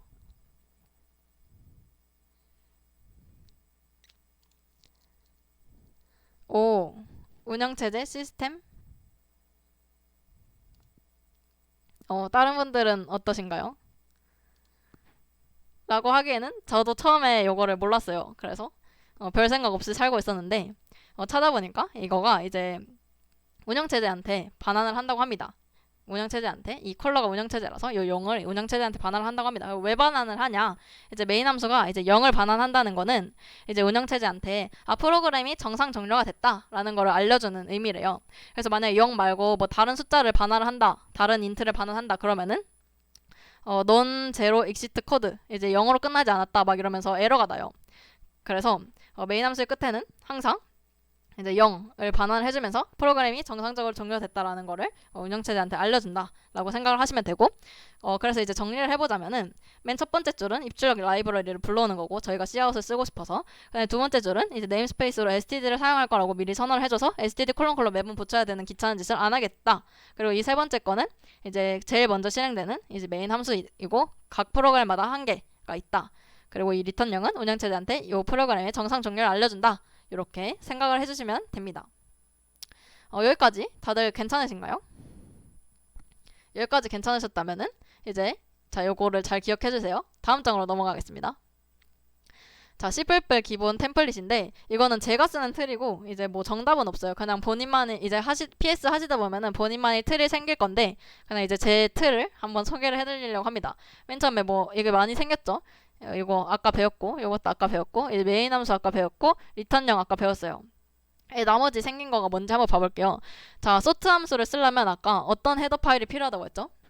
sort 함수를 사용을 하려면은 알고리즘이라는 헤더 파일이 필요하다고 설명을 해드렸었는데 include 알고리즘을 해야 됩니다. 그리고 벡터를 사용하려면 include 벡터를 해줘야 돼요. 그래서 저희가 이거를 이제 자주 쓰는 헤더 파일을 제가 그냥 미리 추가를 해놓고 문제를 푸는 편이고요. 그 다음에는 이거는 뭐 똑같이 안 하셔도 돼요. 그 다음에는 이제 typedef 롱롱 LL이라는 게 있는데 이거는 이제 롱롱이라는 데이터 타입이 있죠. C++에. 근데 요거에 롱롱 8글자나 되잖아요. 그게 너무 타이핑하기 귀찮으니까 LL 이렇게 별칭을 지어주는 거예요. 저희가. 그래서 요거를 이제 롱롱을 이제 나는 LL이라고 부르겠다. 그래서 이렇게 typedef 롱롱 LL이라고 선언해두면은 롱롱을 써야 될 때 롱롱이라고 해도 되고 LL이라고 해도 잘 알아듣습니다. 그래서 이런 식으로도 저는 써놓는 편이고, 그 다음에 이렇게 뭐 두 줄 있고 그 다음에 여기다 코드를 작성을 하면 되죠. 여기 메인 함수에다가 요 두 줄 혹시 보신 분들 계신가요? 요 두 줄이 이제 C++ 코드에 보통 많이 들어가 있는데 빠른 입출력이라고 많이들 알고 계실 거예요. 맞습니다. 저도 요거를 항상 포함을 시켜가지고 문제를 푸는데 간단히 말하자면은 입출력, 그러니까 CN이랑 Cout 있죠. 그거를 속도가 느리기 때문에 요거를 써주는 것, 요거를 써주지 않으면 틀렸다고 하는 문제가 간혹 있습니다. 그래서 요거를 써줘가지고 입출력 많이 해야 되는 문제는 요거를 써줘서 빠른 입출력이 되게 해서 저희가 이렇게 문제를 잘 풀어줄 수가 있습니다. 그러면은 도대체 요 코드가 어떤 의미이길래 입출력 속도를 빠르게 해주느냐라고 궁금할 수가 있잖아요. 궁금하니까 뭐 자세히 이것도 사실 몰라도 되는데 도대체 뭐길래 이게 빠른 입출력이냐 라고 궁금하실 수도 있으니까 한번 설명을 해드릴게요. 재미로 들어주세요. 자, 먼저 요거 iOS 베이스 싱크 위드 스탠다드 IO 요거 설명드리고 그 다음에 cin-tidal 이게 무슨 의미인지 이렇게 설명드릴게요. 먼저 요거를 살펴볼게요. 자, iOS 베이스 싱크 위드 스탠다드 IO 벌스 요거를 써주면은 뭐 입출력이 빨라진대요. 자, 이게 뭐냐면 C의 스탠다드 인풋 아웃풋 이거랑 C++의 IO 스트림 iOS 요거를 싱크가 돼 있는데 그거를 first 풀어주겠다. 그 동기화를 비활성화 해주겠다 라는 의미예요. 자, 이게 무슨 말인지 도대체 살펴보도록 하겠습니다. 자, 원래 C++, 저희가 C++ 지금 배우고 있죠. C++이 이제 C에서 파생돼서 나온 언어라서 이제 C 언어의 입출력은 printf 그리고 scanf잖아요. 그리고 C++은 Cin, 아니 Cout, Cin이죠. 출력, 입력 이렇게 되죠. 이렇게 되는데 지금 제 목소리가 잘 들리시죠? 갑자기 무슨 이상한 소리가 났는데 아무튼 입출력 방법이 지금 C++이 이제 C에서 파생돼서 나온 언어이기 때문에 C 언어의 입출력 방법인 printf, scanf 요거로 또 이제 입출력이 가능하고 Cin, Cout도 입출력이 가능하게 하기 위해서 이 둘을 싱크시키는 기능이 들어갔어요. 이게 만약에 false를 안 써줬다 그럼 기본값이 true거든요. 이 문장을 안 써주면은 기본값이 true인데 요거 두 개를 지금 싱크시키는 기능이 들어갔어요. 그래야 이제 뭐 C 언어 쓰던 개발자들도 어느 정도 수용도 할 수 있고 이런저런 이유로 요거 두 개를 이제 싱크를 시켜줍니다. 그래서 요거가 기본값이 true일 때는 이제 C++이 IO스트림과 이제 C의 스탠다드 인풋 아웃풋 요거를 동기화 시켜주는 역할을 합니다. 그래서 요거 두 개의 버퍼를 둘 다 사용을 해가지고 딜레이가 발생을 하는 거예요. 근데 저희가 알고리즘 문제를 풀 때는 요 싱크 기능으로 인해서 이제 입출력 속도가 너무 떨어지기 때문에 이 싱크 기능을 풀어주는 거예요. 이거를 first 해가지고 요거 두 개를 싱크를 시키지 말자 라고 해주는 거죠. 그래서 이 C의 표준 입출력, 이 printf, scanf랑 이제 동기화를 끊어준다 라고 생각하시면 돼요. 그래서 우리가 이제 printf, scanf 안 쓸게, cin, cout만 쓸게 대신에 입출력 속도를 빠르게 해달라 라고 하는 거죠. 그래서 저희가 사용하는 버퍼의 수가 원래 이거 두 개 다 사용하다가 이건 사용하지 않으니까 줄어들어가지고 이제 실행 속도가 빨라진다 라고 생각을 하시면 됩니다. 그래서 이렇게 버퍼가 분리됐기 때문에 저희가 이 문장을 썼을 때는 이 코드 내부에 printf나 scanf라는 거를 혼용을 하시면 안 됩니다. 그렇게 하면 엉뚱한 결과가 나올 수 있기 때문에 그러면 얘는 이제 원래 요거 두 개가 동기화 돼 있는데 요거를 끊어줘가지고 이제 빠른 입출력이 되게 도와주는 코드이구나 라고 생각을 하시면 됩니다. 그러면 이제 여기 밑에 cin.ty널은 뭐냐 요것도 이제 설명을 해드리려고 하는데 일단 널이 먼저 볼게요. 널이라는 거가 아무 값이 없음이라는 의미예요. 아무 값이 없음. 그래서 이게 무슨 의미냐? 지금 타이를 풀어준다라는 의미예요. 이 cin이 cout이랑 타이가 되어 있는데 그 타이 된 걸 풀어주겠다라는 의미입니다. 이 cin.tie 널이. 그러면 타이가 뭐냐라고 궁금해하실 수가 있죠. 타이가 뭔지 설명드릴게요. 타이가 뭐냐? 거의 다 끝나갑니다. 자, cin.tie 널 이 의미는 cin과 cout이 묶음을 이제 풀어주는 건데 보면은 저희가 cout 같은 걸로 이렇게 출력을 할 때 사실 바로바로 출력이 되는 게 아니에요. 저희가 cout을 출력할 때 바로바로 출력되는 게 아니라 출력 버퍼라는 게 있어요. 그래서 출력 버퍼에다가 저희가 출력할 거를 이제 담아 놓습니다. 대기하고 있다가 그거를 한 번에 이제 플러시 버퍼 비우기를 해가지고 여기에 버퍼에 담겨져 있는 거를 한 번에 플러시를 해서 모니터에 표시를 하는 거예요. 근데 저희가 어떤 프로그램을 사용할 때 입출력이 예상한 순서대로 나오는 게 좋잖아요. 그래서 기본적으로 얘네들이 이제 타이가 되어 있습니다. cin 타이 이게 기본적으로는 여기 cin이 cout이랑 잘 타이가 묶여 있습니다. 잘 타이가 되어 있어요. 그래서 cin 하기 전에 cout을 버퍼를 다 플러시를 해라. 이거를 다 cout 버퍼에 담겨 있는 걸 다 비워라. 그런 의미예요. 그래야 사용자가 이제 뭘 입력하는지 해야 되는지 알고 입력을 하니까요. 자, 예시를 한번 보면은 자, 요거 타이를 풀어주지 않았어요. 그냥 기본적으로는 디폴트는 어떻게 돼 있냐면은 자, cout A 값을 입력하세요. 요거가 이제 출력 버퍼에 들어가는 거예요. 요거가 이제 출력 버퍼에 들어가고 이제 cin이랑 cout이 지금 타이가 되어 있는 거예요. 그래서 이제 cin이 들어왔죠. 그러면은 이거 타이가 돼가지고 cout 버퍼에 담겨 있는 거 너 모두 다 플러시해라 해서 cout 버퍼에 알려주는 거예요. 그래서 얘가 지금 담겨 있는 게 얘가 출력이 되는 거죠. 그래서 A 값을 입력하세요. 그 다음에 이제 cin을 하는 거예요. 그래서 이제 사용자가 A 값 10 이렇게 입력을 하는 거죠. 그 다음에 이제 cout 해가지고 얘 또 출력 버퍼에 얘는 아까 나갔고 플러시 됐고 이제 얘가 담기겠죠. B 값을 입력하세요. 그 다음에 cin이 들어왔으니까 얘가 지금 두 개가 타이가 되어 있어가지고 cout한테 나 지금 cin 들어왔어. 너 빨리 cout 버퍼에 있는 거 출력 다 플러시해 해가지고 얘를 이제 또 플러시를 해줍니다. 그 다음에 이제 cin으로 13 이렇게 입력을 해주는 거죠. 그래서 이제 사용자가 요거를 보면서 이제 입력을 잘 할 수가 있었죠. 그래서 이렇게 시인하기 전에 시아웃 스트림 버퍼를 전부 다 플러시를 해줘가지고 사용자가 이 출력문을 보면서 이제 입력을 할 수 있게 해주는 거예요. 그래서 이렇게 타일을 풀지 않으면은 타일가 잘 되어 있으면은 이렇게 묶여있는 스트림들이 서로 이제 인풋 아웃풋 작업하기 전에 자동으로 버퍼 비워주는 거를 보장을 하기 때문에 이렇게 잘 되는데, 만약에 오른쪽처럼 요거를 주석 해제해가지고 만약에 타일을 해제해주지 않았다, 이렇게 타일을 잘 해제를 해줬다, 여기 타일을 이제 C인이랑 Cout이 묶여있는 거를 널 해가지고 타일을 풀어줬다, 그러면은 Cout 버퍼에 담겨있는 거를 바로바로 비우지 않고 이제 담가놨다가 한 번에 나중에 출력을 합니다. 그래서 예를 들어 이렇게 Cout 버퍼에 A 값 입력해서 여기에 담겨있겠죠. 그 다음에 C인이 들어왔는데 얘는 뭐 타일되어 있지 않기 때문에 서로 소식을 모릅니다. 그래서 뭐 C인을 일단 냅다 받아요. 지금 뭘 입력해야 되는지도 모르고 사용자는 냅다 입력을 해야 되는 거죠. 뭔지도 모르고 입력해야 되는 이런 경우가 발생합니다. 그 다음에 또 Cout 버퍼에다가 B값 입력하세요. 요거가 이제 요 버퍼에다가 또 담기겠죠. B값 입력하라고. 그리고 C인, 얘가 지금 타이가 풀렸기 때문에 서로 나 지금 입력 들어왔다, 너 플러시 해라, 요런 거를 지시를 안 내려주는 거죠. 그래서 일단 B를 사용자는 뭣도 모르고 입력을 해야 됩니다. 그 다음에 얘가 뒷북 치면서 A값 입력하세요, B값 입력하세요, 이런 식으로 한 번에 출력이 됐죠. 그래가지고 일반적으로는 이제 일반적인 프로그램, 요 왼쪽 같은 것에서는 이제 출력 버퍼가 찰 때마다 바로바로 이제 플러시를 해줍니다. 그래서 이제 사용자가 보기 편하게. 근데 요거가 이 플러시 해준다는 게 시간이 좀 오래 걸려요. 그리고 요거를 뭐 몇천 번, 만 번 하면은 입력이랑 출력 막 번갈아가면서 계속 하면서 플러시를 해주면 시간이 굉장히 오래 걸립니다. 근데 저희가 알고리즘 문제를 풀 때는 화면에 바로바로 이렇게 뭐가 보여야 되는 게 아니고, 사실 뭐 데이터 입력과 채점 같은 거를 다 서버가 하죠. 그렇기 때문에 굳이 C인과 Cout을 타일을 해가지고 바로바로 출력을 보여줄 필요가 없어요. 그래서 입력 하나 받고 출력 버퍼 비우고, 입력 받고 출력 버퍼 비우고, 막 이런 거 할 필요 없이 입력 뭉탱이로 받고 나중에 출력도 나중에 뭉탱이로 하고, 이런 식으로 해도 됩니다.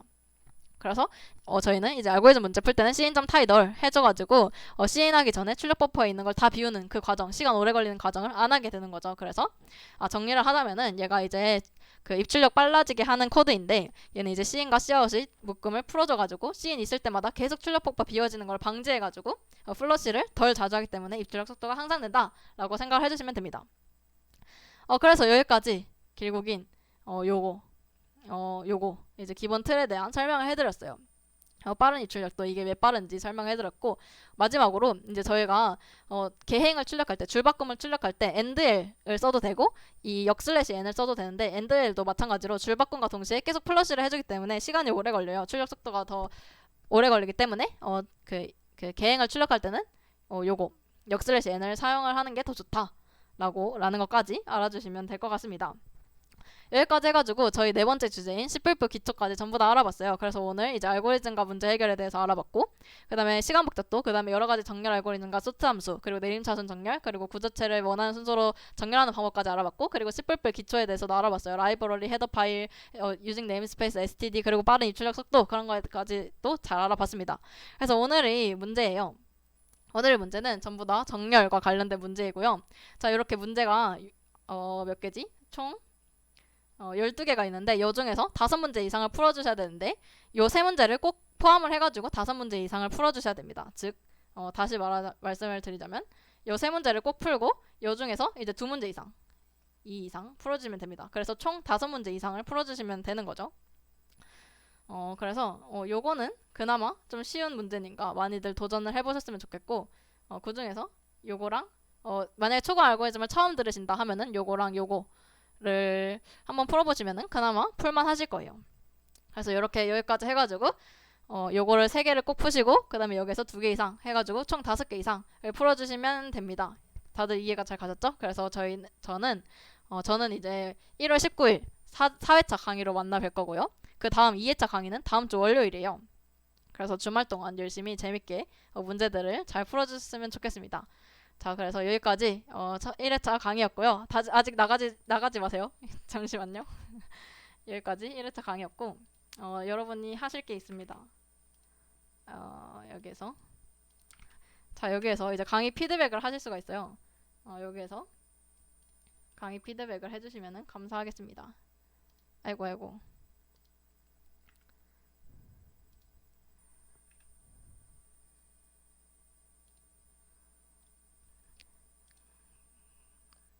그래서 저는 다음에 4회차 강의로 만나 뵙겠습니다. 문제를 다 C++로 풀어야 하나요? 그냥 사용하시는 언어로 풀으셔도 됩니다. 근데 이제 강의는 이제 기본적으로 C++로 진행되기 때문에 그런 거는 감안을 하셔야겠지만 문제는 편하신 언어로 풀어주시면 됩니다.